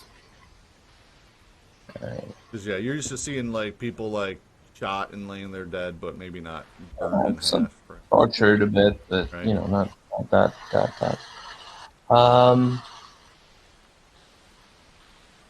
And the sanity, where do you click to roll it? Oh, so that is on your character. I'll get a hang I of that. believe it's. I think you just click on sanity. It's at the top. It's below your like appearance, dexterity, and stuff. This one. Okay. I think. Try that and see if. I click, and click. Nothing happens. Is it in edit mode? Nope. No, I don't think so. No, it's not. Def not. Oh, because you did not add a sanity number to your character sheet. That's why. Shit, that's what I forgot to do. Hold on. Let me take it from my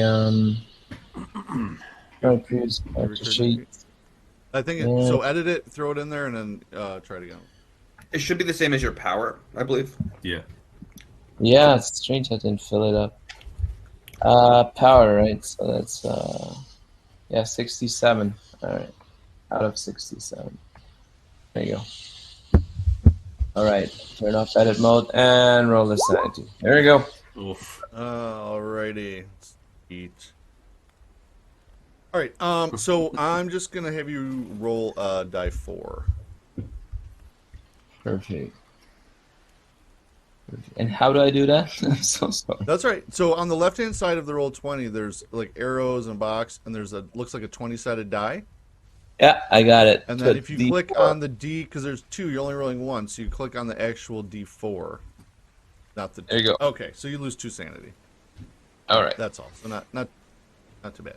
not so bad. Not so bad of a shot. All right. So it might take you a second to just gather yourself for this burned up body. Oops, sorry, I rolled. Okay, point.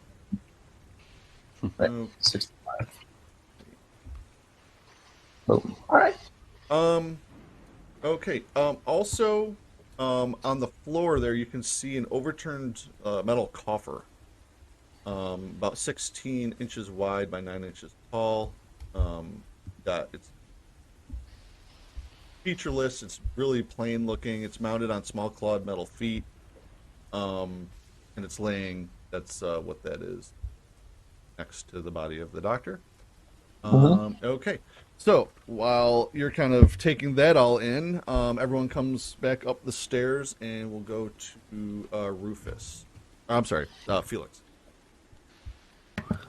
So you're out of the stairs first. So, yeah, I'll look into the bedroom where Amelia and Mary are, and I'll say, still no luck finding your grandfather. I told Rufus maybe he's in the living room up front. That's where he went. So I look towards the living room. Do I see anything in the room? You see the door open, but you can't see past Rufus. You can see kind of like the wall beyond him. It's really nicely decorated, and just from the light, from the flashlight that he's got, you can't really see. I'll come up next to him and Okay. look into the room, and I'll make the sanity roll. Yes. I just yell, keep Amelia out of here. Keep Amelia out of here. You hear what? Whoops, failure. Oh boy. Okay, I'm gonna let you roll a die 4.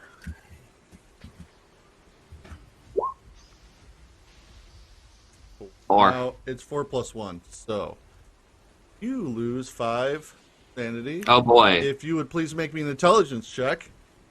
-5. Let me do the math. 49 minus 5. Okay, intelligence check. I want to fail. You want to? No, fail? I passed. Not. Jump in, Jehoshaphat. All right, roll a roll a 10. Let's see. Let's let Lady Luck decide what happens. A 2. 2.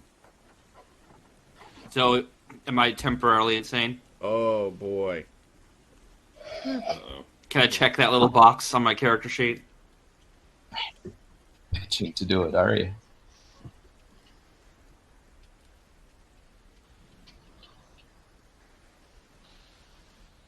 Ooh, okay, that's exciting. Okay, you go temporarily blind.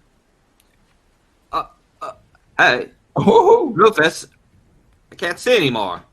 Like you see, like you just like you squeeze your eyes together, like, oh, what did I see? And when you open them, you can't see. So that is your immediate thought that maybe Rufus turned his flashlight off. Rufus, turn that flashlight on. It's on, man. It's on. Can't you see? I mean, maybe you don't want to see after all. What are you talking about? Rufus, you shine your flashlight on Felix. His eyes are open and he's like blinking, like Right. trying to see. Obviously can't. All right. Is there any? There's furniture in this room. Is there any place that I can help Felix sit down so that he doesn't? There is a Heard of couch there. Right. Yeah. You'll have to go You're around, Fel- like, be careful not to step on the people's dead body feet, but yeah, you can bring them around. I'll try as much as I can. I'll just stir So, it up. but I still managed to take in the scene. I saw like what happened, right? Like Yes. I saw mangled bodies. Yes, you Okay. definitely saw everything at once. Yeah. What the hell happened here? I think 2 people died, and one of them might have been their grandfather. Edna, you hear what the hell happened here from Felix in that room? Are you following? Yeah, I think she'll follow hesitantly. Okay. You can kind of see the Rufus's flashlight against the wall, but you can't see anything unless you go into that room. Say, is everything okay in here? It's gnarly in here. Don't can't don't see come anything. here. Don't come in here. It's really bad. What? And I guess like she'll stop probably in like the hallway like Yeah. here, and then when she hears "Don't come in," she'll just Don't stop come in, and won't go don't any come in. further. All right. Dilbert. What's all this commotion? That's right in. Sanity check, please. Amelia's like, "What's going on? Did you find my?" And she's following. She's Keep come her out out of here. Keep her out of here. Keep her out of here. Wait, why? What's going on? Oh, what there's- the heck? There's Rufus's twin. Here. 2 of them. All right. Double game. Why isn't that working? Your sanity roll That's network. weird. Yeah, well, let me roll it. You have dice at home. Yeah. Yeah, but you can roll dice. Okay. Tell me what it is. Interesting.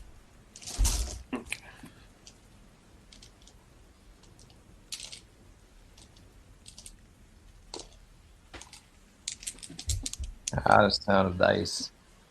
Memories. That would be a fail. 87. Go ahead and roll a die 4, please. Okay. I had 1. Okay, lucky luck. Lou. 3 points of sanity lost.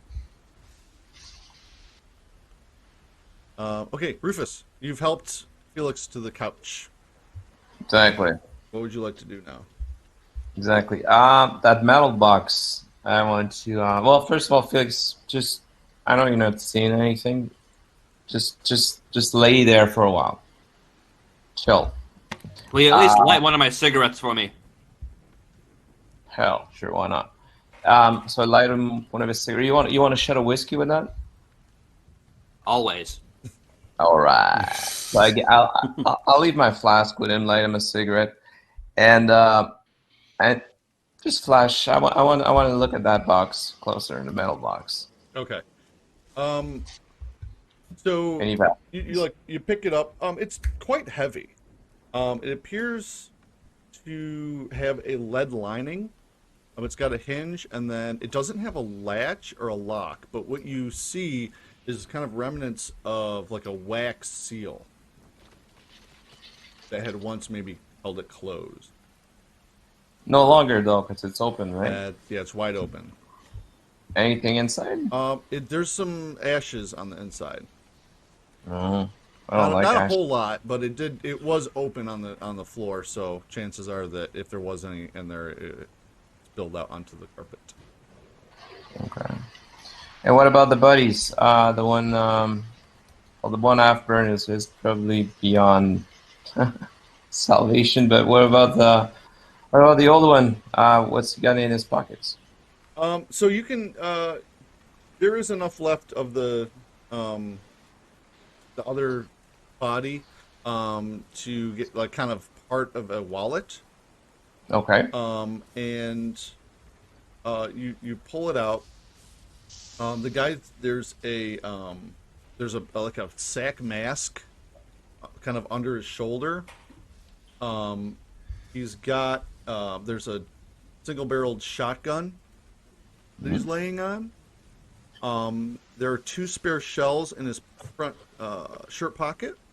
His wallet there's a dollar bill in it, a coupon for gas, and a small folded photograph.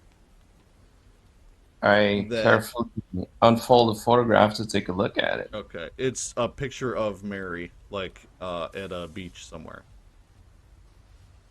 Okay. And that's from the Afghan guy on the floor, right? That's correct. And the other one's got a shotgun wound in his shoulders. That makes sense. Okay. What about the well, I pocket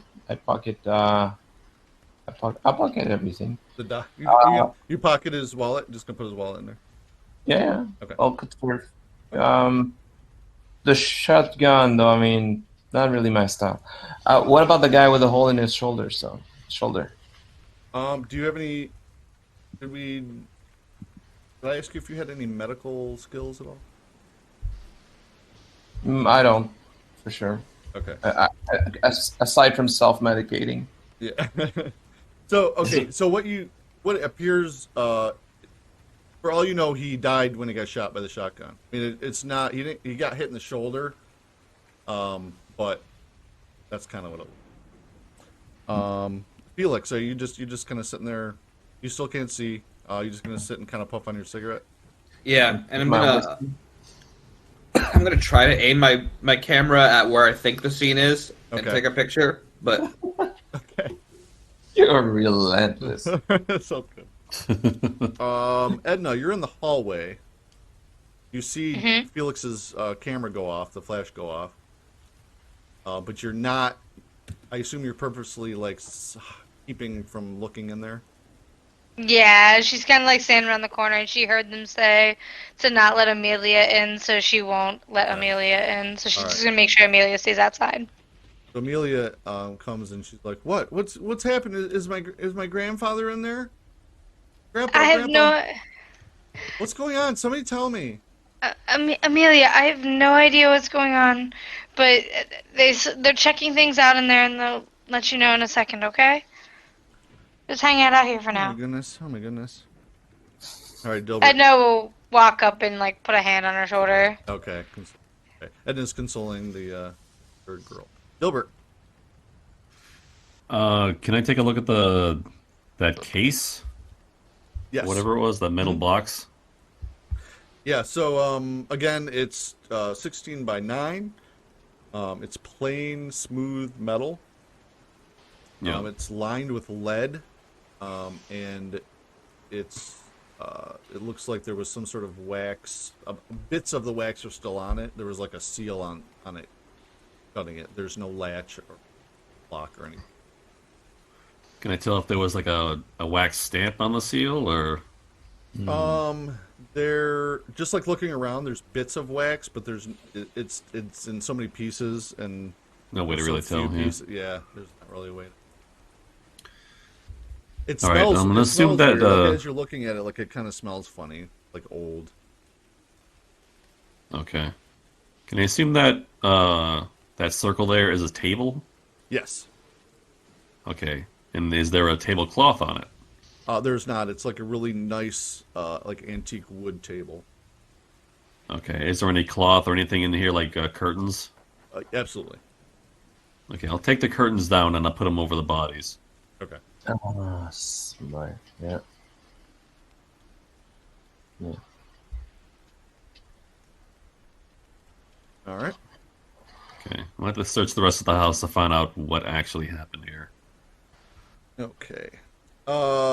Rufus. Doctor. I congratulate. Smart move, Doctor. Thank you. What about that buddy with the shotgun wound. Anything in his pockets? No, he doesn't have anything. Nothing. Right. So, Emilia, you're a grandfather. You were living with a brother of yours, or anybody else? I don't. What's going on in there? Is my grandfather in there? Yeah, kind of. But What do you mean, kind of? She's gonna try and Are you gonna try and stop her? She's gonna try and push past you, Edna. The buddies Yeah, are- she's gonna try to keep a hold of her. Make a strength check. Okay. Actually, we're gonna do a contested strength. all right. Sounds good. Oh Damn shit! it. Damn it. All right, she caught you off guard with that one. Pushes you aside and Amelia, wait. what the hell?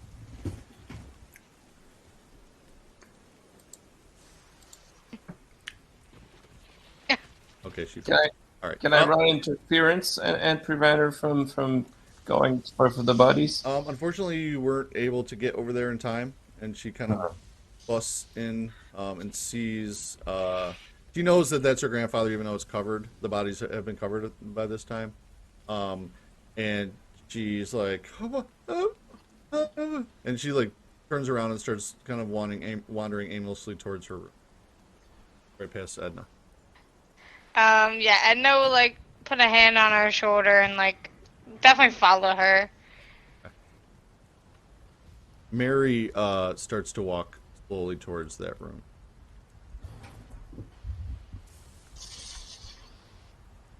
Rufus, or were you? You were looking at the body. Dilbert, you were on your way out to the search. Yeah, I just finished up putting the curtains on the bodies. Where would you like to go? Well, I want to get my flashlight back, and we'd start checking out the rest of the rooms here. Okay, you're gonna go ask. There has to be something Rufus. else to You're this. gonna go ask Rufus for his flashlight. Yes. There you go, sir. Much obliged. Thank you very Thank much. you. I'll figure out the rental fee later. There is small embers burning in the fireplace. That's the fireplace that they're right in front of. Okay. I grab the crowbar, which is hooked on my yeah. pants. Can I shift them around to see if there's anything left, or is it just like a regular fireplace? You you do sift through it, and it kind of makes a little bit of the flame come back, so it's a little bit easier to see. That's about it. Okay. So it could So much Felix for that. was it Felix able to? All right. So yeah, which room would you like to go in? So there's 1, 2, 3. There's actually 4 doors also off. Well, there's another.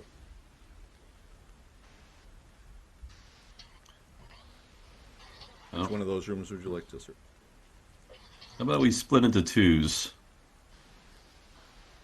and start with Sounds good.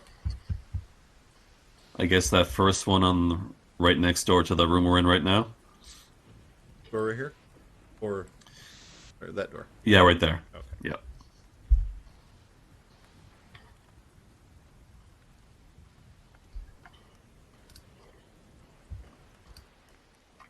Hmm. This is just a kitchen. Nothing out of the ordinary. Pretty basic stuff. Pretty basic pantry. Nice and neat, tidy.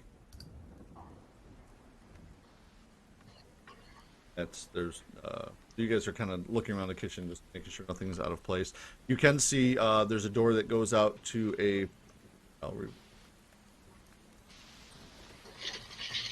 There's a covered porch off the back of the. Yep. I see That that. you can see through. There's a big window there over the sink. So that area, I guess, the sink. Pretty piss poor drawing. Okay, so you. Am I correct in assuming that Dilbert and Edna are going together? Sure. Edna was gonna go to make sure that Amelia was okay. Okay. he has gone into there, and Mary has walked in this room. As Rufus. Rufus, were you gonna leave Felix Yeah. in there? Felix, my man, you all right? Can I leave you here with the whiskey and the cigarette? Sure. I'll just sit here for a little bit and toast out. Just holler when you're. What is going on? Can Singing, anyone bro. tell me what is going on? I saw some bodies and then I went blind. Right. I think Amelia's grandfather is kind of dead, and somebody shot him in the shoulder. I That's- saw another chap in a box. What's going on with that? You saw another chap in a box. There's only 2 buddies there. There's Right. one. The There's other one- chap. The other chap, not the grandfather, the young one. Nah, yeah, the other one is half burned, and he's the one that's sticking up the place, right? That explains the smell, and I don't know who he is. Huh. Right.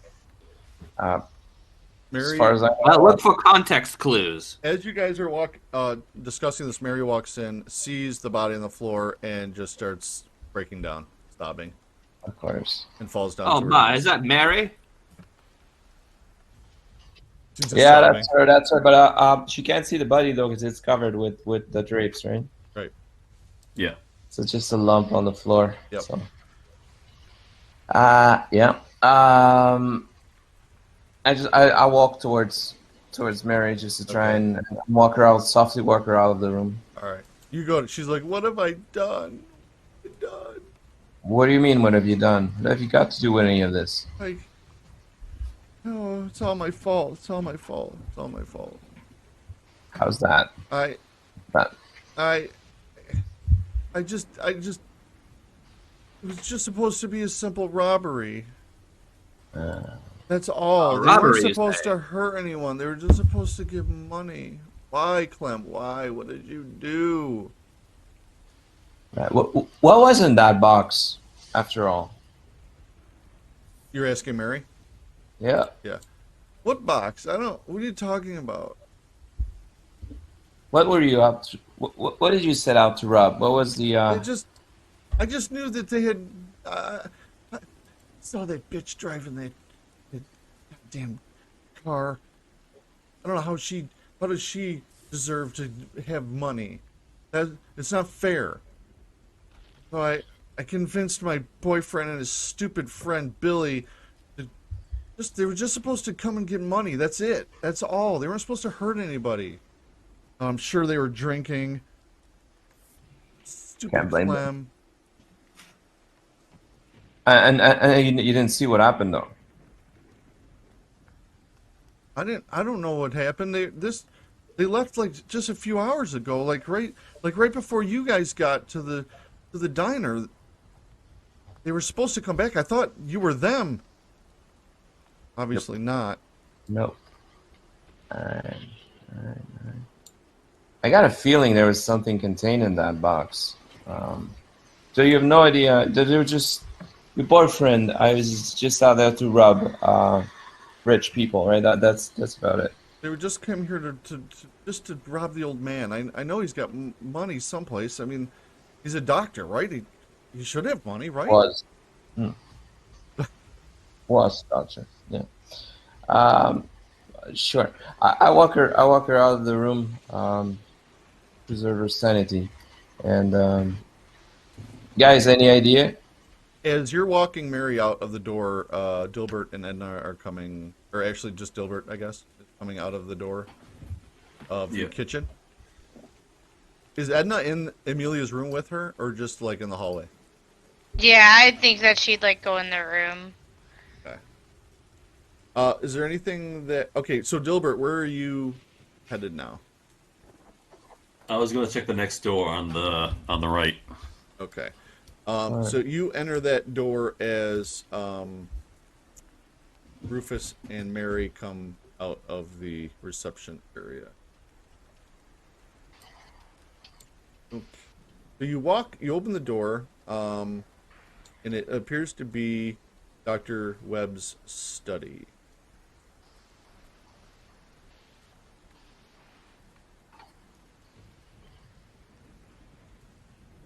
Reveal it.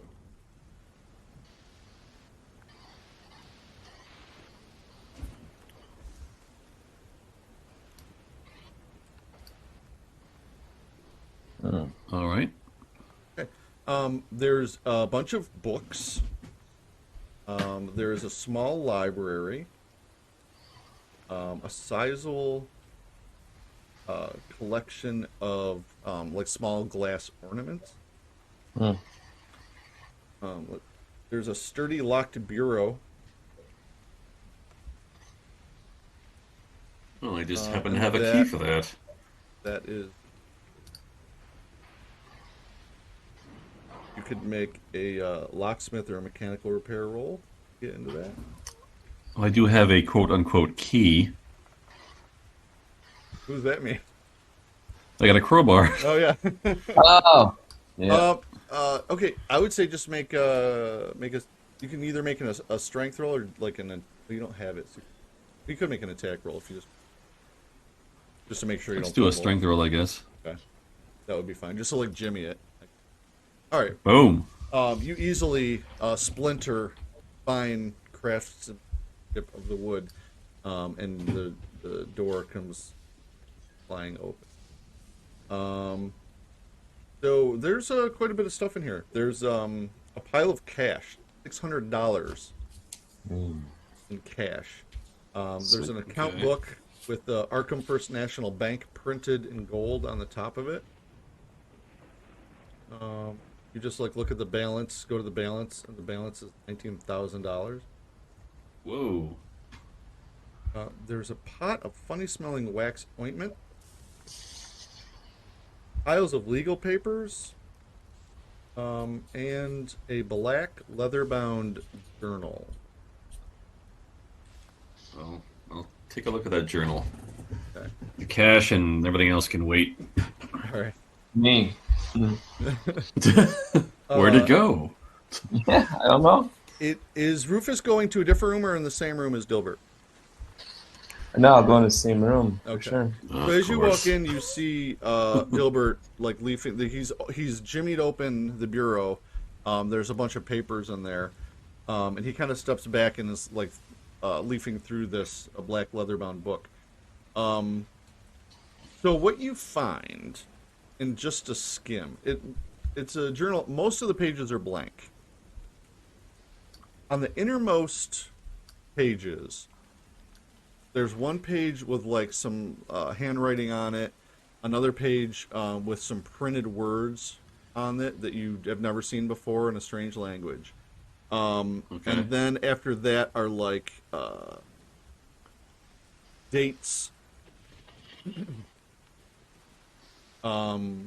There's 16 dates in there, leading back like 30 years.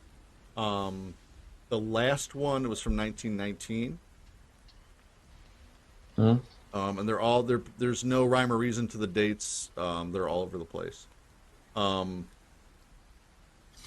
What's described in your just like basic like skim? The first thing you see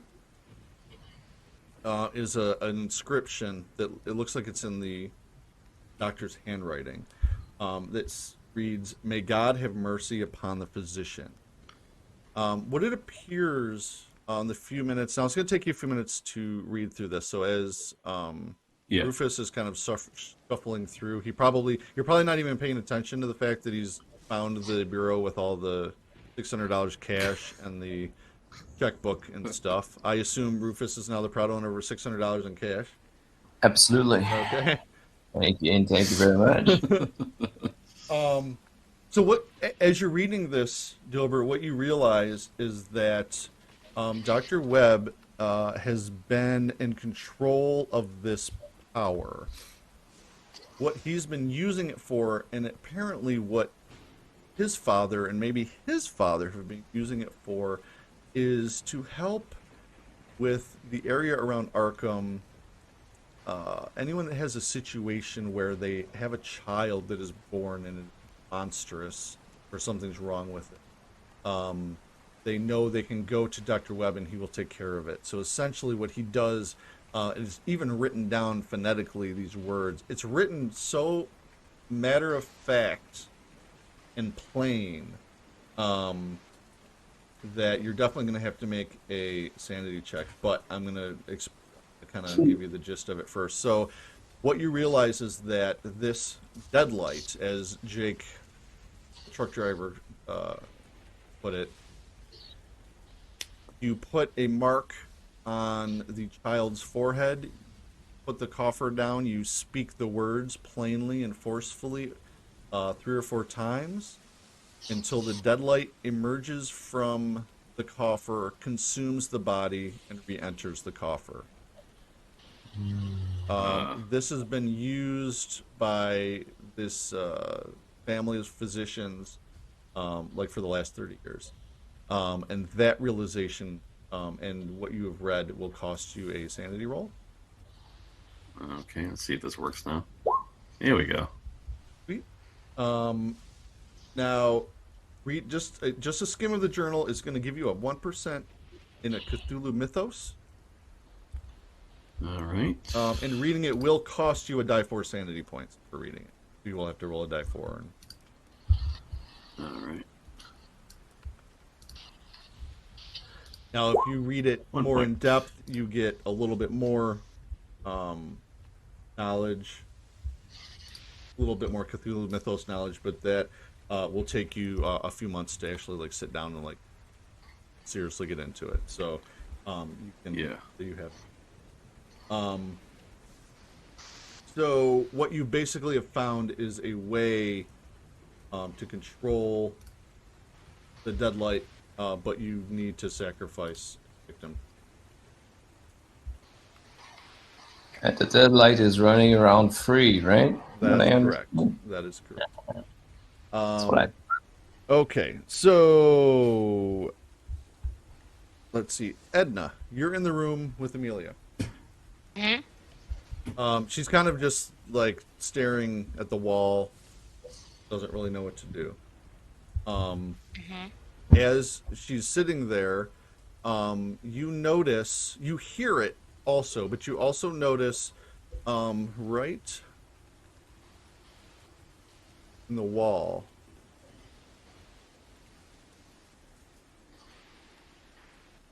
Right here in the wall, it looks like the wall is glowing in a little pinprick part, and it gets brighter and brighter as if the deadlight to be coming through the wall into Amelia's bedroom.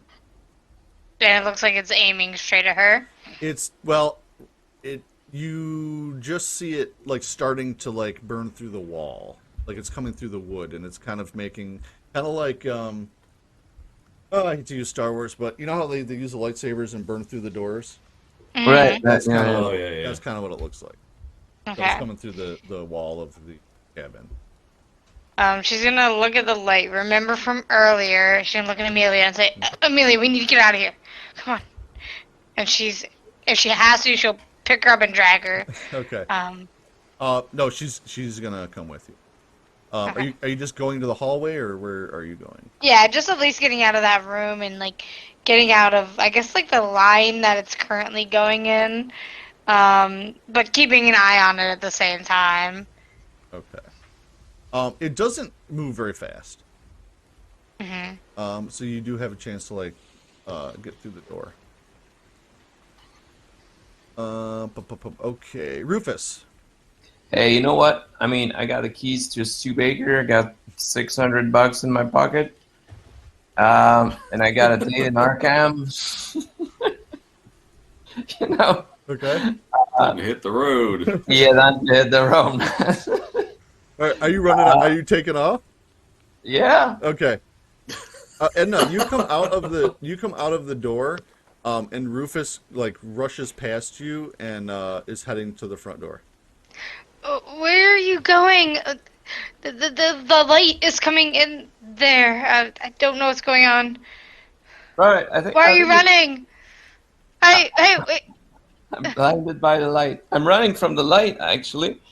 You want to come with me? You come with me. But I have an appointment to make in Arkham. I got a brand new car. $600. And Jesus. She just looks at you bewildered. Like, who the fuck are you? All right. Rufus is on his way out the door. Mary goes, wait for me, and Mary's gonna run after you. Mary's running after me? Yep.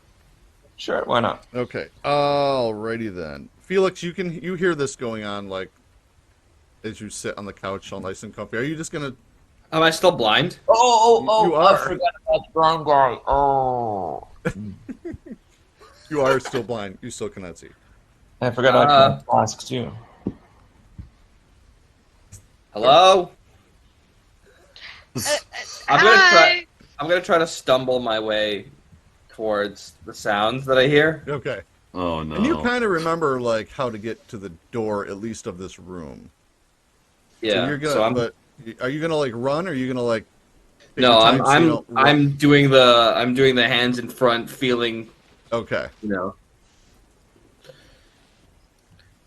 Hello, is anybody there?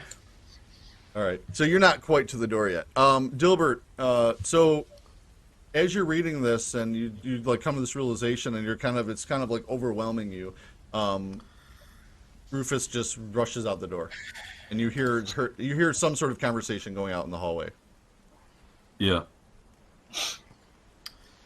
Now, what I read is that I have to sacrifice someone to take control of it. That's right. Well, yes. Okay. And by doing that, you'll basically what you understand is if you do the sacrifice, you do the words, it'll consume the victim and then go back in its box. Shit. Okay. Soul splitting. Now, did I hear what Mary said when she was confessing all that? I don't. No, I think you're in the kitchen. At that point. I don't know what I would do. So either I pick someone at random. Like, could I pick myself? You're a very yes, you could try. honorable I didn't say I would do it yet.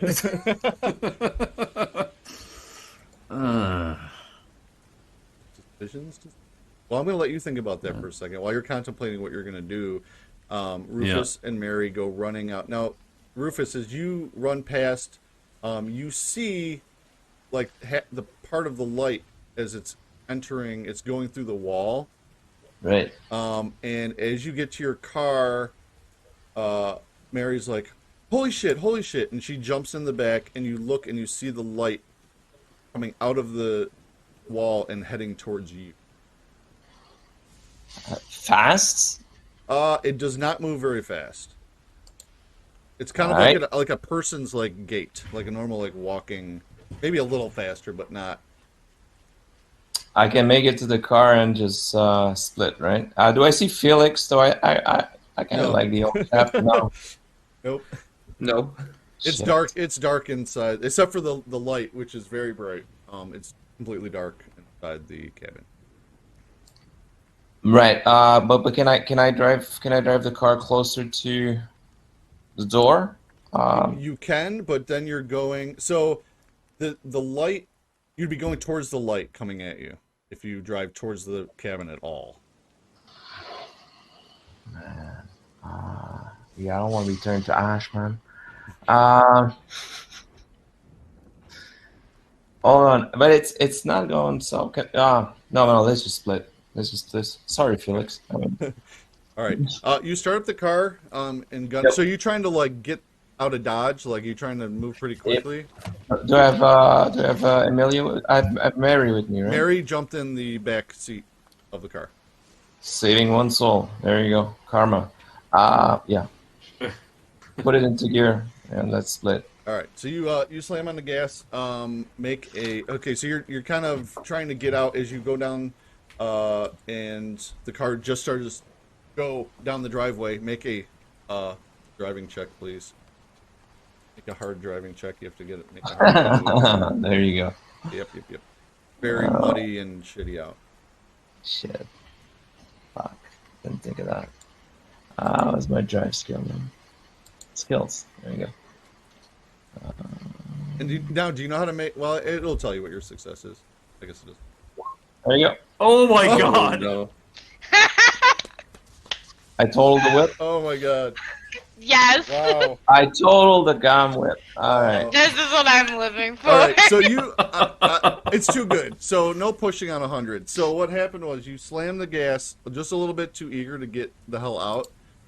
Very excited to have this cute blonde in the back seat and $600 in your pocket. You hit the gas and the car fishtails completely around and the back end slams into a tree and the engine quits. The deadlight is coming towards you. All right, Edna. Sounds fun. She'll like, That was because good, I Jeff. said she's gonna keep an eye on the light, so she's gonna look in the room and see if she sees the light anymore. Okay. Um, As you do so, you see the car out the window spin and slam into a tree in the driveway. And you hear it too. It's pretty loud. she just literally like puts hand on head. What is going on tonight? This is. I hope they're okay. I'll worry about them later. And she'll turn to Amelia and just, are you okay? And like put a hand on her shoulder. Okay. She's like, I don't know. She starts mumbling to herself. She seems to have gone kind of back into that catatonic state. And you see, you hear like, and Felix is like making his way out of the doorway there. Felix, we're over here. And she'll just give Amelia a hug and just embrace her. Okay. Just to try to give her some comfort. Okay. Dilbert, you come out. You see Felix in his blind state. Okay. You did hear that thump out front.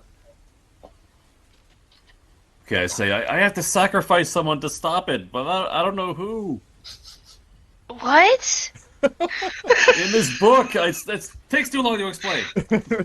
I have to sacrifice a person to stop this thing. Well, you know, What? Mary tried to rob you blind, Amelia. What? You never liked me. I don't know why. Oh, okay. So now that I have that information, Her and that boyfriend of hers, and that Billy fellow. hold on. I need to read something and say it aloud and cast this thing. Let me try something. I'm gonna take my camera and flip it around and try to see if I can like flash the light back into my eyes with my camera. All right. I invented the selfie.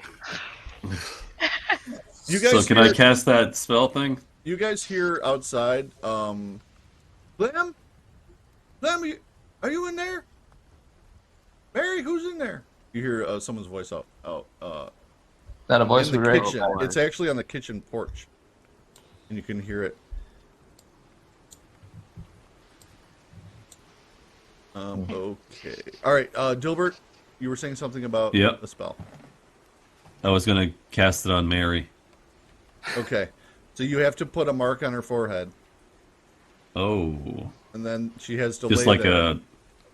a. So picture it like this. So if they're gonna do it to a newborn, the newborn's just laying there. They're gonna put the mark on his forehead, say the words, thing comes out, eats it, and goes back. It's pretty straightforward when you have Okay. an infant that can't fight back. Okay, And not so much with an adult that can fight back. Right. so I'll take the wax stuff Mhm. because I'm assuming that's what you use to mark. And I quickly explained to these guys, it's like, okay, this is going to be really a horrible thing that we have to do, but we have to kill Mary. You got to hold her down. I can put the wax thing on her forehead, and then we can stop this thing. Otherwise, it'll just be endlessly killing forever. What? What do you? Yes or no? There's no time. I just want to go home. Can we just get out of here, please? Well, we can do What that is thing, this? put the wax thing, then we can go home. I Where's just want to go back Rupert? to my kids. I don't want to kill anybody. Please, no, just get me out of here. You're not, I wanna go you're not home. killing her. You're just holding her down while you put the death stamp on her forehead. What? Completely different. What is Dustin? What is this? What do you? Amelia, This isn't normal! There's no time. Amelia walks over and like gives Edna a hug, kind of returning the favor, trying to help you out. She's all just like, ah. right, Rufus. Yeah, I You step kind of out. like Of the regain. car. You're like, what the hell just happened? And you look, in the back seat. Mary has fallen like down. She's trying to right herself in the car, and you see the deadlight moving steadily but slowly towards you. Towards me. Towards I opened you the in door. car. So Step I'm out gonna, of the I'm car. gonna let me zoom out a little bit. I'm gonna do a little drawing and show you, give you a better idea. Like, okay, drawing it fast, so forgive me. But okay, here's your car facing that way. You've just spun around and nailed this tree, and the car is not on. The No. deadlight is here. Here's where it started, Right. and so it's gotten to It about is. here. And so you're in the car here, and Mary's in the back seat. All right. So I've got it's moving in at a reasonable gait. So I open my door, open the back door, and then get Mary out of there. Okay. All right. So while you're doing that, who's gonna go first inside? Let's say Edna's kind of being consoled and consoling. Ilya, Dilbert, how do you want to? Okay, do I hear what's his name on the porch? Yeah, you do hear someone yelling from the porch. It sounds familiar. It sounds Okay. it sounds like that Billy kid from. Okay. Yeah. Is that you, Billy? It's Billy. Yes, my name is Dr. Weber. Come here, please. I have a way to protect you. You hear the door open, and he comes walking through the kitchen door. There you go. Hey, Now listen, boy. This is what we need to do.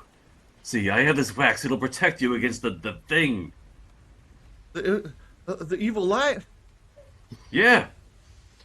Okay, what do I do? Okay, just stand there while they put this on your forehead. It'll Okay. mark you, and He leans over. Okay, make sure you get it good. it's like, okay, get it on there. Okay, now what? Now it just, well, it's probably gonna come back in around the back, so you better head out front. Okay, by myself? Do I go by Yes, myself? you're invisible to it now. I can't see you. No, but I believe you have to chant some words, right? Well, I'm gonna do that once he gets out of earshot. There's Billy. Oh, hang on, I forgot the incantation. Hang on. Billy Yeah. runs in there. You'll need the coffer too, which I believe is still in the living room. Okay. Okay, grab the coffer. Okay. All right. So- So are you headed out front with the coffer? Are you going to Yeah. gather the coffer and everybody's going to go outside? Yeah. Okay, Rufus,